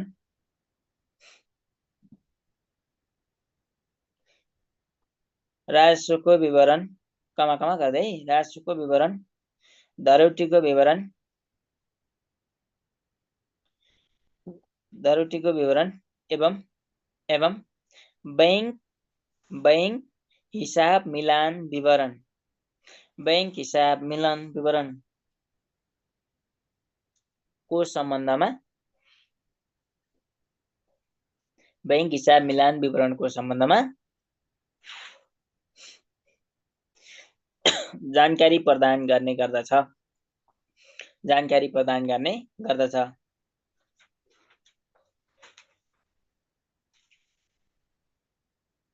यी सबै विषयमा मास्केबारीले जानकारी प्रदान गर्ने गर्दछ।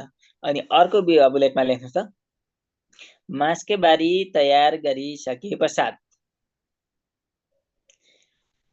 मास्के बारी तयार गरिसके पश्चात तालुक निकाय र सम्बन्धित निकायमा मास्केबारी तयार गरिसके पश्चात तालुक निकाय र सम्बन्धित निकायमा पेश गर्नुपर्छ अथवा गर्ने गरिन्छ भन्ने। तालुक निकाय भनेको माथिल्लो निकाय, जस्तै जिल्ला प्रशासन कार्यालयले तयार गर्यो भने गृह मन्त्रालयमा पठाउनु पर्यो हेर्नुहोस् है, अथवा वन कार्यालयले तयार गर्यो भने वन विभागमा पठाउनु पर्यो, वन विभाग मन्त्रालयमा पठाउनु पर्यो। यो भनेको तालुक निकाय। माथिल्लो निकाय भनेको तालु भनेको यहाँ माथि, यो तालु भनेको सधैँभरि माथि हुन्छ भन्ने बुझ्ने। तालुक निकाय भनेको माथिल्लो निकाय भनेको, र सम्बन्धित निकाय भनेको जस्तै सबै कार्यालयले कोलेनिकामा पठाउनु पर्यो कि किन भन्दा आर्थिक कारोबारसँग सम्बन्धित कार्यालय भनेको त कोलेनिका हो, फेरि कोलेनिका तालुक निकाय त होइन। जस्तै ल मानौँ प्रधानमन्त्री कार्यालयले पनि आफ्नो आर्थिक कारोबारको विवरण कोष तथा लेखा नियन्त्रकको कार्यालय काठमाडौँमा बुझाउनु पर्छ के, तर प्रधानमन्त्री कार्यालय भन्दा माथि त होइन कोलेनिका। कोलेनिका चाहिँ सम्बन्धित कार्यालय भयो, बुझिन्छ? तालुक निकाय सम्बन्धित कार्यालयमा बुझाउनु पर्छ भन्ने। हजुर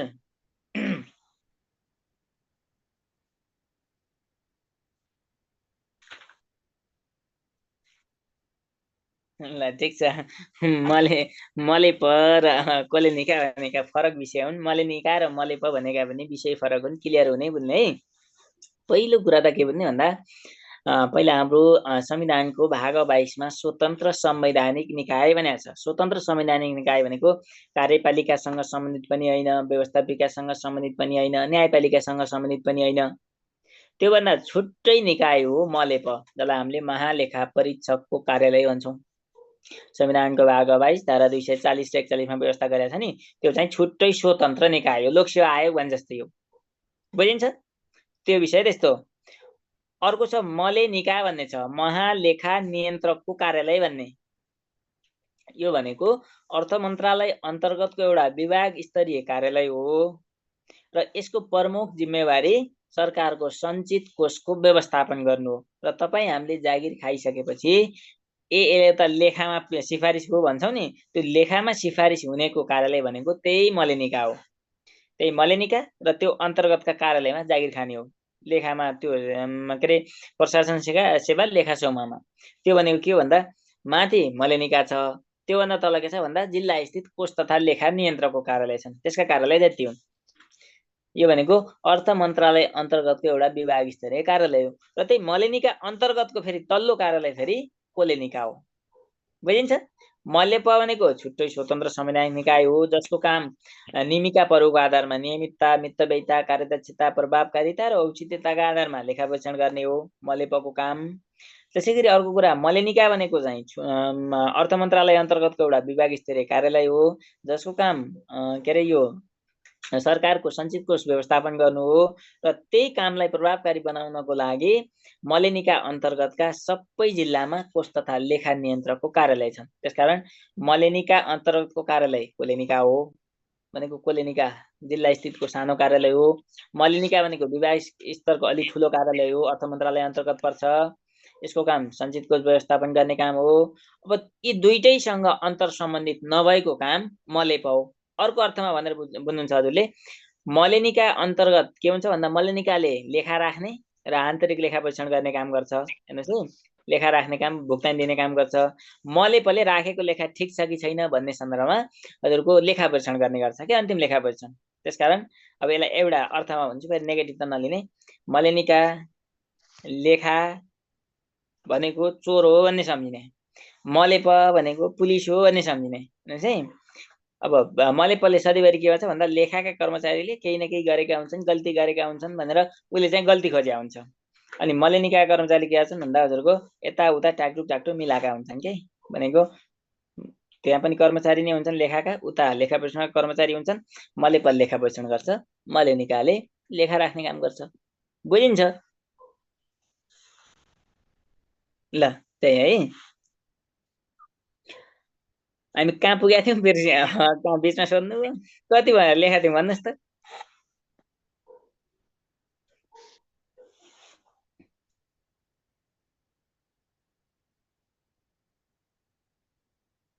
प्रस्तुत पेश गर्ने गरिन्छ। अब त्यसमा कन्टिन्यू लेख्नु ल।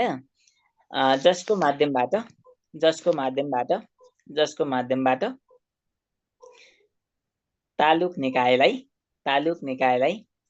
निकायलाई अनुगमन मूल्याङ्कन तथा सुपरिवेक्षण गर्नको लागि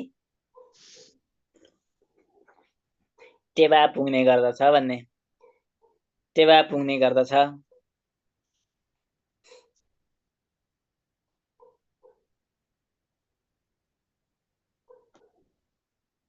अनि अर्को बुलेटमा जाने मास्के बारी अन्तर्गत कमा गर्ने सब बुलेटमा जाने मास्के बारी अन्तर्गत कमा सब बुलेट। पहिले बुलेट राजस्वको मासिक प्रतिवेदन मलेप फारम नम्बर 110। राजस्वको मासिक प्रतिवेदन मलेप फारम नम्बर 110। अर्को बुलेट खर्चको फाँटबारी मलेप फारम नम्बर 210। खर्चको फाँटबारी मलेप फारम नम्बर 210। अर्को बुलेट पेस्की फर्च्युट विवरण मलेप फारम नम्बर 211। पेस्की फर्च्युट विवरण अथवा पेस्की फर्च्युटको विवरण भन्दा हुन्छ है। फर्च्युटको विवरण हो खास। पेस्की फर्च्युटको विवरण मलेप फारम नम्बर कहाँ हरायो भन्नुहुन्छ 211 भयो। अनि अर्को बुलेटमा जाने बैंक हिसाब मिलान विवरण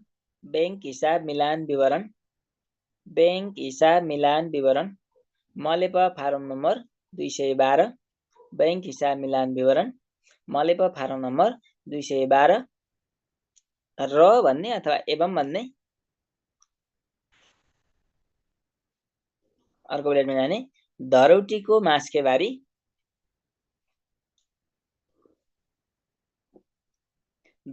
मास्केबारी मलेप फारम नम्बर 607 पर्दछन्।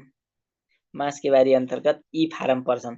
हामीले अघि लेखेका थियौँ नि सबैमा यो मलेनिकाद्वारा तर्जुमा गरी मलेपद्वारा स्वीकृत गरेको विभिन्न एउटा महत्त्वपूर्ण फारम हो। यसलाई मलेप फारम नम्बर यतिले चिनिन्छ भनेर लेख्ने होइन। यसमा चाहिँ यी सबै मलेनिकाद्वारा तर्जुमा गरेर मलेपद्वारा स्वीकृत गरेका फारम हुन्। ती फारम अन्तर्गत चाहिँ यी फारम पर्छन् भनेर लेखेको के। सर फेरि एकचोटि भन्दिनु न माथिदेखि भन्नाले मास्केबारी अन्तर्गत राजस्वको मासिक विवरण अथवा के विवरण भन्दा नि प्रतिवेदन भन्दा हुन्छ है। राजस्वको मासिक प्रतिवेदन मलेप फारम नम्बर 110। अनि अब 210 मा जाने खर्चको फाँटबारी 210 है। अनि पेस्की फर्च्युट विवरण 211 बुझिन्छ। अनि बैंक हिसाब मिलान विवरण 212। त्यसै धरौटीको मास्केबारी हजुरको मलेप फारम नम्बर 607 समावेश हुन्छन् भन्ने।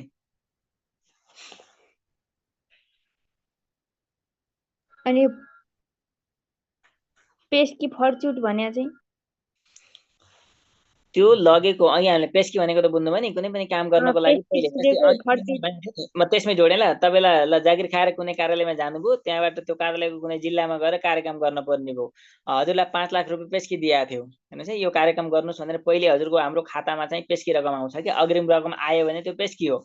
अनि त्यो कार्यक्रम अनुसार निर्धारित कार्यक्रम अनुसार अथवा स्वीकृत कार्यक्रम अनुसार तपाईँ हामी त्यसको लागि आवश्यक पर्ने जिन्सीको व्यवस्थापन गर्छौँ, अन्य स्रोत साधनको व्यवस्थापन गर्छौँ, कार्यक्रम मिलाउँछौँ, त्यो ठाउँमा जान्छौँ, कार्यक्रम सञ्चालन गर्छौँ, सबै खर्च गर्छौँ, बिलहरू भौचरहरू भरपाईहरू सबै लिएर आउँछौँ। लिएर आइसकेपछि हामीले के गर्छौँ भन्दा निवेदन लेखेर सबै कुरा जोडेर यो कार्यक्रममा यति पैसा मैले पेस्की ल्याएको थिएँ, यसमा यो खर्च भयो भनेको यति खर्च भयो हेर्नुहोस् है। अब यति रकम पुगेन भने फेरि भुक्तानी माग्ने, पुगेर बच्यो भने केही रकम फिर्ता गर्ने। अनि मेरो नाममा भएको पेस्की फर्च्युट गरिमागौँ भन्ने भनेको त्यो ल्याएको पेस्कीको फरफारक गर्ने काम, बिल भरपाई भौचर बुझाएर त्यो फरफारक गर्ने कामलाई पेस्की फर्च्युट भनिन्छ। बुझिन्छ। लगेको रकम काम समाप्त भइसकेपछि ल्याएर फेरि बिल भरपाई भौचर सहित फेरि सबै कुरा पेश गर्नुपर्छ, बुझाउनुपर्छ। त्यसपछि तपाईँ हाम्रो नाममा भएको पेस्की फर्चुट हुने गर्छ। हजुरको तपाईँ हामीले लिएको पेस्की चाहिँ 35 दिनभित्र फर्चुट गर्नुपर्ने व्यवस्था छ है आर्थिक कार्यविधि कानुनमा। व्यावहारिक रूपमा लागू त छैन। जस्तै यो महिना मानौँ मङ्सिर हो, अहिले पेस्की लियो भने असारको लास्टतिर फर्चुट गरे पनि खासै फरक त केही पर्दैन, तर त्यो चाहिँ गर्न हुन्न भन्ने छ। व्यावहारिक रूपमा 35 दिनै भन्ने लागू त छैन, तर कानुन चाहिँ के हो भन्दा पेस्की लिइसकेपछि 35 दिनभित्र काम सम्पन्न गरेर सबै विषय प्रमाणहरू जुटाएर बिल भरपाई सहित पेस्की फर्चुट गर्नुपर्छ भन्ने व्यवस्था चाहिँ छ है। बुझिन्छ? Clearly sir, clearly. अब अर्को क्वेसन लेख्ने, यसमा अरु केही छैन। क्वेसन नभन्ने ल लेख्नुस् त। मास्केबारी भनेको के हो? मास्केबारी भनेको के हो? मास्केबारी भनेको के हो? Question mark. यो किन तयार गर्ने गरिन्छ? यो किन तयार गर्ने गरिन्छ? मैले माथि नोट लेख्न बिर्सेछु। यसको पनि सबै एन्सर त्यही माथि के हुन्छ?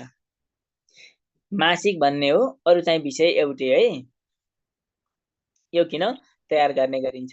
यसमा मासिक बजेट हुन्छ। यस्तो भन्ने, यसमा चाहिँ बजेटको के अरे मासिक रूपमा खर्च भएको बजेटको यथार्थ अवस्था पत्ता लगाउन भनेको त्यही भनेको छ नि हामीले। खर्चको फाँटबारी भने त्यही त हो।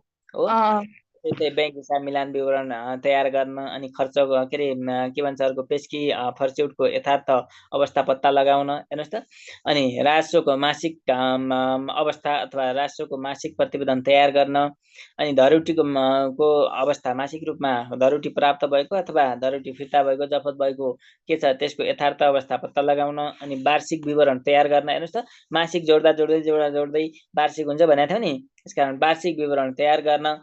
जस्तो आर्थिक अनुशासन वित्तीय सुशासन कायम गर्न, तालुक निकायलाई अनुगमन मूल्याङ्कन गर्ने आधार तय गर्न। हेर्नुहोस् त, अथवा आर्थिक कारोबारमा हुन सक्ने सबै प्रकारका कमी कमजोरी गल्ती त्रुटिहरूलाई हजुरको हेर्नु भन्दा हुन नदिन आन्तरिक नियन्त्रण प्रणाली अवलम्बन गर्न, यही भन्ने हो के। अनि समग्रमा आर्थिक अनुशासन वित्तीय सुशासन कायम गर्न। सबै एन्सर माथिको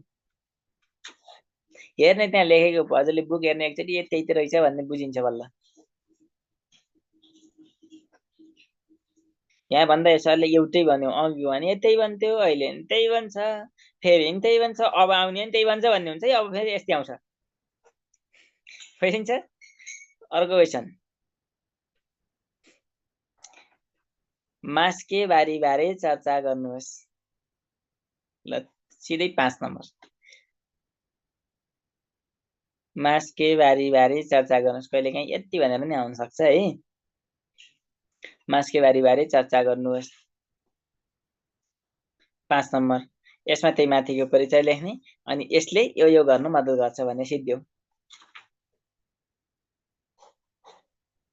अनि अर्को क्वेसन, छोटकरीमा लेख्नुहोस्। छोटकरीमा लेख्नुहोस्। छोटकरीमा लेख्नुहोस्। क मास्केबारी, क मास्केबारी, ख। हामीले के पढ्यौँ योभन्दा अगाडि? बजेट हिसाब हो। बजेट हिसाब।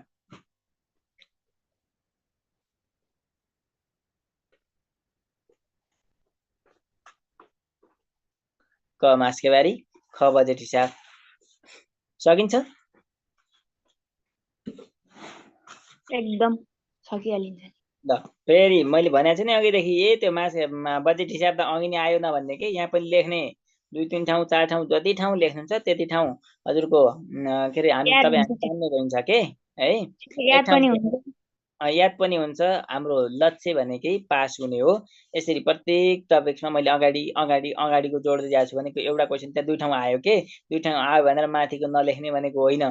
अनि धेरैजनाले के गर्नुहुन्छ भन्दा एउटै टपिक्सबाट 3-4 वटा क्वेसन आयो भने परिभाषा लेख्नुहुन्न। एक ठाउँ परिभाषा लेखेपछि भइहाल्यो नि त्यही हो भन्नुहुन्छ। सबैको छुट्टाछुट्टै नम्बर हुन्छ, छुट्टाछुट्टै टाइम हुन्छ। घरमा पढ्दा पनि परिभाषा त्यही हो जानेको छु भनेर नलेख्ने होइन के, लेख्ने। 5 ठाउँ 10 ठाउँ एउटै क्वेसन आयो भने हेर्नुहोस् त, एउटै टपिक्सबाट 10 वटा क्वेसन आए पनि परिभाषा त एउटै हुन्छ। 10 ठाउँ आए पनि परिभाषा लेख्ने, तर परिभाषा चाहिँ एउटै लेख्ने। एउटा टपिक्सबाट एक भन्दा बढी क्वेसन आउँदैन। यदि आए पनि हजुरको परिभाषा चाहिँ एउटै लेख्न मिल्छ। परिभाषा भनेको चिनारी हो है, त्यसकारण परिभाषालाई चाहिँ एउटै लेख्ने, फरक नबनाउने। कुनै पनि विषयका परिभाषा 3टा क्वेसन लेख्दा 3 प्रकारका परिभाषा लेख्यो भने के लेख्ने भन्ने हुन्छ आफैले थाहा हुन्न। बाङ्गो टिङ्गो बनाउनै पर्दैन। 5वटै क्वेसन छन्, 10वटै क्वेसन छन् एउटा टपिक्सबाट भने पनि 10 ठाउँ परिभाषा एउटै लेख्ने हो। 10 ठाउँ लेख्दा त्यतिकै जान्ने हुन्छ कि पढ्नै पर्दैन।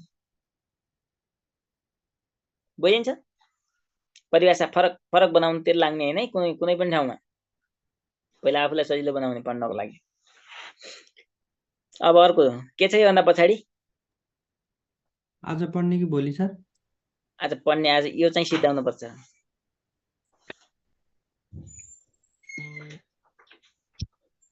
अब के छ? खर्चको फाँटबारी। ल हेर्नुहोस् है, यो पनि उस्तै छ।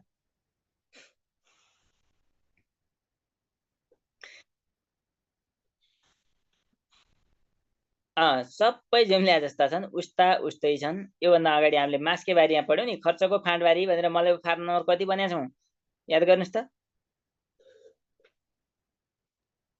209 भने 210 ठिक छ है। यस्तो भन्ने यो पनि केही होइन, खर्चको फाँटबारी भनेको। हेर्नुहोस् त, कार्यालयले विभिन्न त्यो बजेटबाट हेर्नुहोस् है, विभिन्न शीर्षक उपशीर्षकहरूमा खर्च गर्ने गर्छ। त्यो खर्चको यथार्थ अवस्था पत्ता लगाउनको लागि तयार गरिने एउटा तपाईको के भन्ने भन्दा फारमलाई चाहिँ हजुरको खर्चको फाँटबारी भनिन्छ। यो कहिले तयार गरिन्छ भनेर सोध्दै नसोध्ने। अब यति पढिसकेपछि हामीले मासके बारीमा भनेका छौँ नि, खर्चको फाँटबारी महिनामा के अरे तयार गरिने फारम भनेर पढेको हो नि त मासके बारीमा त। त्यसकारण यो महिनामा कुनै पनि कार्यालयले 1 महिनामा के कति खर्च गर्छ, कुन शीर्षक उपशीर्षकमा के कति खर्च गरिन्छ भन्ने कुरा स्पष्ट रूपमा पत्ता लगाउनको लागि तयार गरिने फारमलाई खर्चको फाँटबारी भनिन्छ। यसले खर्चको यथार्थ अवस्था देखाउने गर्छ र यसले खर्चलाई पनि अनावश्यक खर्च हुन दिँदैन। यसले एउटा विषय। अर्को कुरा, नीति निर्मातालाई अथवा तपाईको निर्णय निर्माण गर्ने कर्तालाई आवश्यक पर्ने तथ्य र तथ्याङ्कहरू उपलब्ध गराउने गर्छ। यसलाई मलेप फारम नम्बर हजुरको 210 का नामले चिनिन्छ। र खर्चको फाँटबारी तयार गरिसकेपछि तालुक निकाय वा सम्बन्धित कार्यालयमा पेश गर्नुपर्छ भन्ने हो। बुझिन्छ? छोटो छ यो अगाडिका भन्दा अझै छोटो छ। सरकारी निकायले गर्ने एक फाँटबारी भनेको चाहिँ के हो भन्दा हेर्नुहोस् त, त्यो सबै देखिने गरी भनेको के, अब के भन्ने त्यसलाई, एउटा प्रतिवेदन भनेकै हो, एउटा अब के भन्ने फर्म्याट भनेको हो के। कुन शीर्षक कुन उपशीर्षकमा के कति खर्च गरियो भन्ने सन्दर्भमा तयार गरेको एउटा अब प्रतिवेदन भन्ने यसलाई। लिखित दस्तावेज फाँटबारी भनेको त्यही हो। अब कसरी यसलाई के भन्ने, फाँटबारी भनेको आम्दानी कति बाट्यो, खर्च कति भयो, अथवा अरूमा नि हुन्छ के। फाँटबारी भनेको त यहाँ खर्चको फाँटबारी मात्र भनेको हो। खर्च के कुन फाँटमा कुन शीर्षकमा के कति खर्च भयो भनेर तयार गरेको एउटा प्रतिवेदन, लिखित विवरण भनेको है। फाँटबारीको अर्थ चाहिँ त्यो हो। ल लेख्नुहोस् त, कार्यालयले मासिक रूपमा विभिन्न शीर्षक र उपशीर्षकहरूमा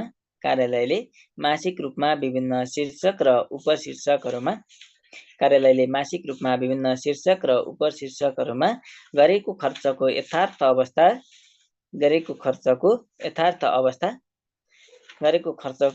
अवस्था पत्ता लगाउनको लागि तयार गरिने विवरणलाई खर्चको फाँटबारी भनिन्छ। कार्यालयले प्रत्येक महिनामा विभिन्न शीर्षक र उपशीर्षकमा विभिन्न पैसा खर्च गर्ने गर्छ। त्यो खर्च गरेको पैसाको यथार्थ अवस्था पत्ता लगाउनको लागि तयार गरिने विवरण हजुरको के हो भन्दा खर्चको फाँटबारी हो। बुझिन्छ?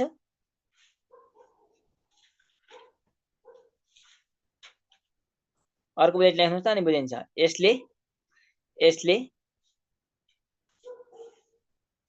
यसले विनियोजन बमोजिम निकासा भएको खर्चबाट विनियोजन बमोजिम निकासा भएको खर्चबाट गरिएको खर्चको अथवा भएको खर्चको भने पनि हुन्छ है। यसले विनियोजन बमोजिम निकासा भएको रकमबाट भने पनि हुन्छ। निकासा भएको रकमबाट भएको खर्चलाई देखाउने गर्छ, झल्काउने गर्छ, स्पष्ट पार्ने गर्दछ भन्ने।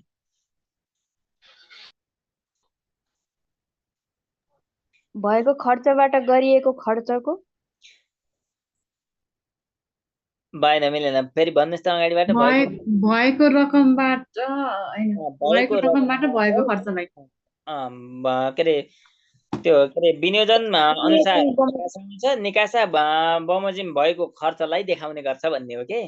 भनेको विनियोजन पछि निकासा भएको रकमबाट भएको खर्चलाई फाँटबाटले देखाउँछ के।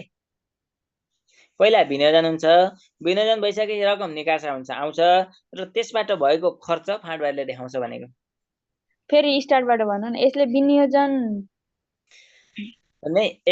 विनियोजन भएको चाहिँ रकम कमा गरेर लेख्ने हुन्छ है यहीँको अन्त। र अहिलेको फेरि त्यो शब्द फरक पर्न सक्छ है। यसले विनियोजन भएको रकम हेर्नुहोस् त, अनि के भन्ने भन्दा निकासा भएको रकम र सोबाट भएको खर्चको यथार्थ अवस्था देखाउने गर्छ भन्ने विषय त्यही हो। अघि कसरी मिलाएको थिएँ, अब भाषा अहिले मिलाउने।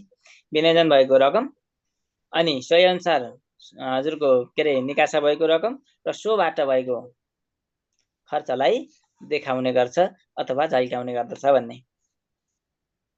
विनियोजन निकासा त्यही बमोजिमको खर्च, त्यही खर्चको फाँटबाटले देखाउँछ भनेको के।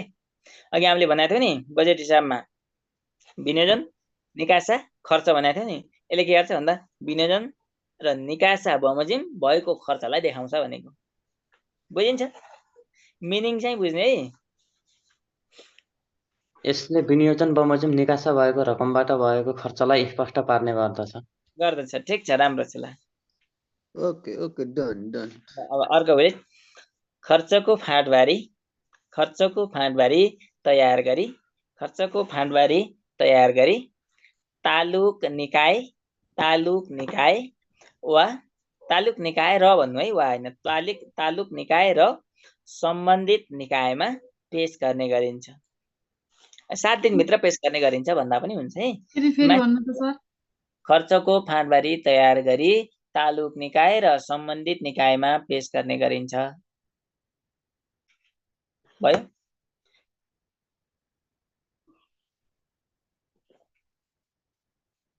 खर्चको फाँटबारी तयार गरी तालुक निकाय र सम्बन्धित निकायमा पेश गर्ने गरिन्छ। मैले भनिहालेँ हजुरलाई 7 दिनभित्र पेश गर्नुपर्छ। मासिक विवरण त हो यो।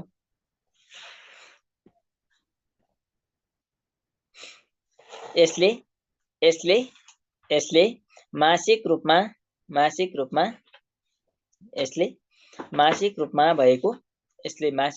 भएको खर्चको अवस्था चित्रण गर्ने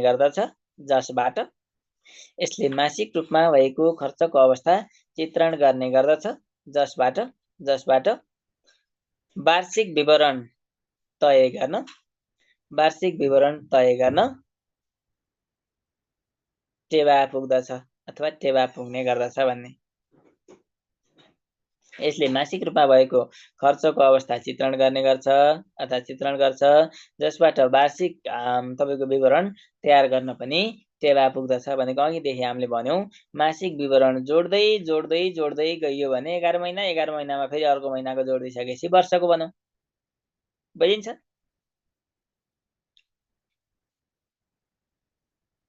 अर्को बुलेटमा जाने।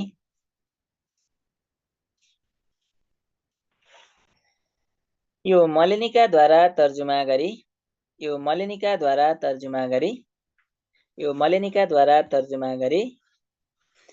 मलेपद्वारा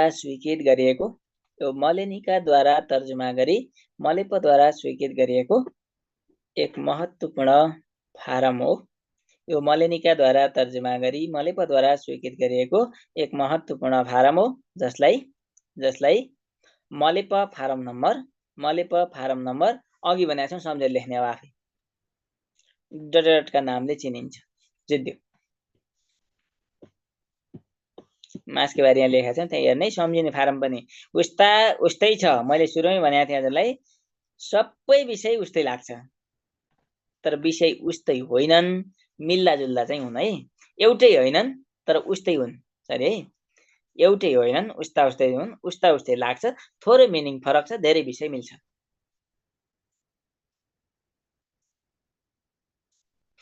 सकिन्छ? मेन यो कुरो मास्केबारीको प्रकार त सोध्दैन होला नि है? मास्केबारीको प्रकारभित्र खासै जानु पर्छ जस्तो लाग्दैन। त्यो भित्र यही आइहाल्यो। मास्केबारीको प्रकार भनेको एउटा यही खर्चको फाँटबारी भन्ने आयो के र यही माथिको गर्ने, त्यो भित्र जानु चाहिँ पर्दैन। मास्केबारी भनेको छ ल, मास्केबारी भित्र बुकमा छ जे छोड्यो त्यही आउँछ कि जस्तो लाग्छ। त्यो चाहिँ हो। त्यो आफूलाई पढ्ने बेला त्यो भएन भने फेरि पास होइन। त्यो भनेको पढ्ने मान्छेको हजुरको लक्षण हो। जसलाई भएको नि नपढौँ ए भन्ने जस्तो लाग्छ नि, पढाइ भएको छैन भन्ने बुझ्छु है म। हजुरले यो पनि हो, यो पनि आउन सक्छ होइन, यसभित्रका विषय पनि आउन सक्छन्, यसभित्र अझै भित्र जानुपर्ने हो कि जस्तो लाग्छ भने हजुर पढाइमा अलिक बढी चिन्तित हुनुहुन्छ, अलिक बढी लगाव छ भन्ने म चाहिँ बुझ्छु है। हजुरलाई मात्र भने होइन, हजुर सबैजनाले त्यो चाहिँ बुझ्ने। त्यसो त मलाई नै हुन्छ सर। त्यही भएर तपाईँले लेखाएको भनेको जति ठ्याक्क हेरिरहेको हुन्छु, फेरि किताब हेरेर सब उस्तै लाग्छ, अनि यो छोड्यो भने यो अप्ठ्यारो छ यसलाई छोडिदिउँ, फेरि यही आउँछ कि जस्तो लाग्छ फेरि। होइन, अर्को विषय अप्ठ्यारो, आफूलाई अप्ठ्यारो लागेका विषय कहिले नछोड्ने। पहिला पढ्न सुरु त्यहाँबाट गर्ने जहाँ अप्ठ्यारो छ। बुझिन्छ भन्दा हजुर सुरुमै अप्ठ्यारो पढ्ने भन्ने त होइन, तर धेरै चाहिँ हजुरको के गर्ने भन्दा सबैभन्दा धेरै ध्यान दिने भनेको हामीले अप्ठ्यारो, आफूलाई गाह्रो हुने, आफूले नजानेको कन्फ्युज हुने विषयलाई धेरै हेर्ने हो कि। तपाईँ हामीले पढ्ने बेला के गर्छौँ भन्दा त्यही जानेको विषय फेरि पल्टाउँछौँ, फेरि पनि पल्टाउँदा त्यही विषय, जानेको विषय पढ्या पढी गर्ने, नजानेको विषय जान्दैन भन्ने के। त्यो चाहिँ गर्ने होइन कहिल्यै पनि। त्यही अनि कि त छोडिदिउँ कि फेरि टाइम छैन छोडिदिउँ कि हुन्छ, फेरि यही आयो भने के लेख्ने भन्ने हुन्छ, फेरि हेरै गर्न मन लाग्छ अनि। ठिक छ, हेरेको त राम्रो है। ल थ्याङ्क यू है सबैजनालाई। मलाई त होइन भन्नुभएको हजुरले, उहाँहरूलाई हो। दुईजनाले पास हुने भाइ भन्दै हुनुहुन्छ, तपाईँ सबैजना पास हुने हो नि। ल अर्को क्वेसन। अर्को क्वेसन हुँदा नि अर्को यसको क्वेसन, योभन्दा धेरै केही पनि छैन यहाँ। ल लेख्ने, खर्चको फाँटबारी भनेको के हो? खर्चको फाँटबारी भनेको के हो? यो किन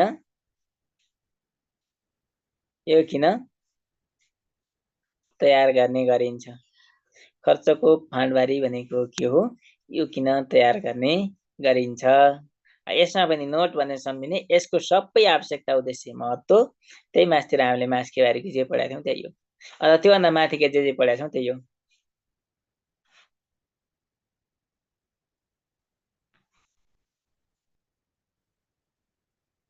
ए पढाइतिर लाग्नुहोस् त, मेसेज त पछि गर्ने के।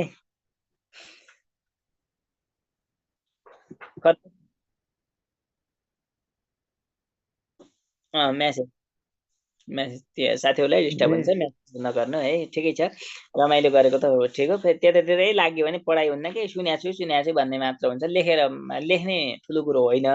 हजुरले पढ्ने बुकमा विषय त छ, यसलाई थोरै मिनिङ बुझ्नुभयो भने त्यही त रहेछ भन्ने, यसलाई सिम्पल बनाउनु भयो भने क्लासमा भनेको चाहिँ सिम्पल बनाउने हो कि, विषय यही त रहेछ भन्ने सन्दर्भमा कन्सेप्ट क्लियर भयो भने लेख्न सकिन्छ। त्यसकारण पढ्ने बेला जहाँ पनि ध्यान दिने हो कि, सुन्ने बेला ध्यान दिने, कन्सेप्ट क्लियर हुने, अनि पढ्ने त आफै हो।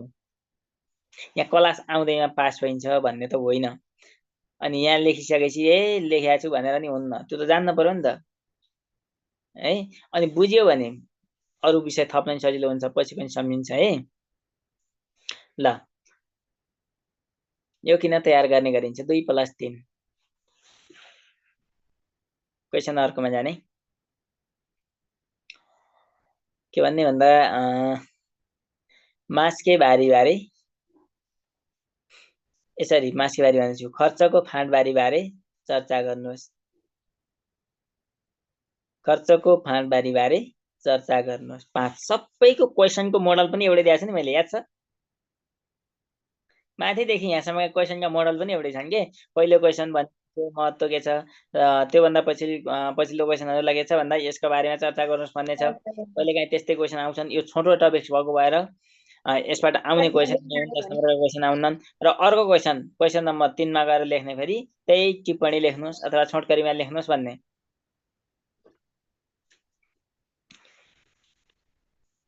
कमा जाने खर्चको फाँटबारी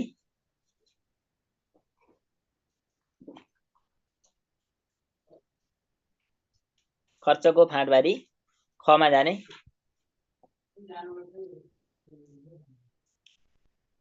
मासके बारी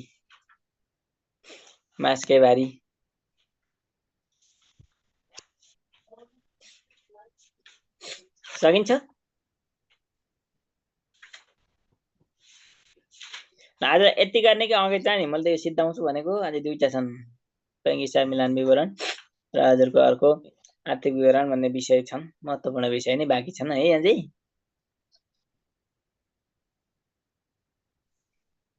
आधी घन्टा टाइम लाग्छ। हजुर आधी सक्नुभयो। बिहानमा त मैले भ्याउँदिनँ है। अब भोलि बेलुका न हो। ल सागर सर सुन्दै हुनुहुन्छ? Sagar Joshi sir hello. Nice very nice निरा यस्तै छ। नाइस बाहिरको सागर भयो, म छुकेर सर यहाँ नाइस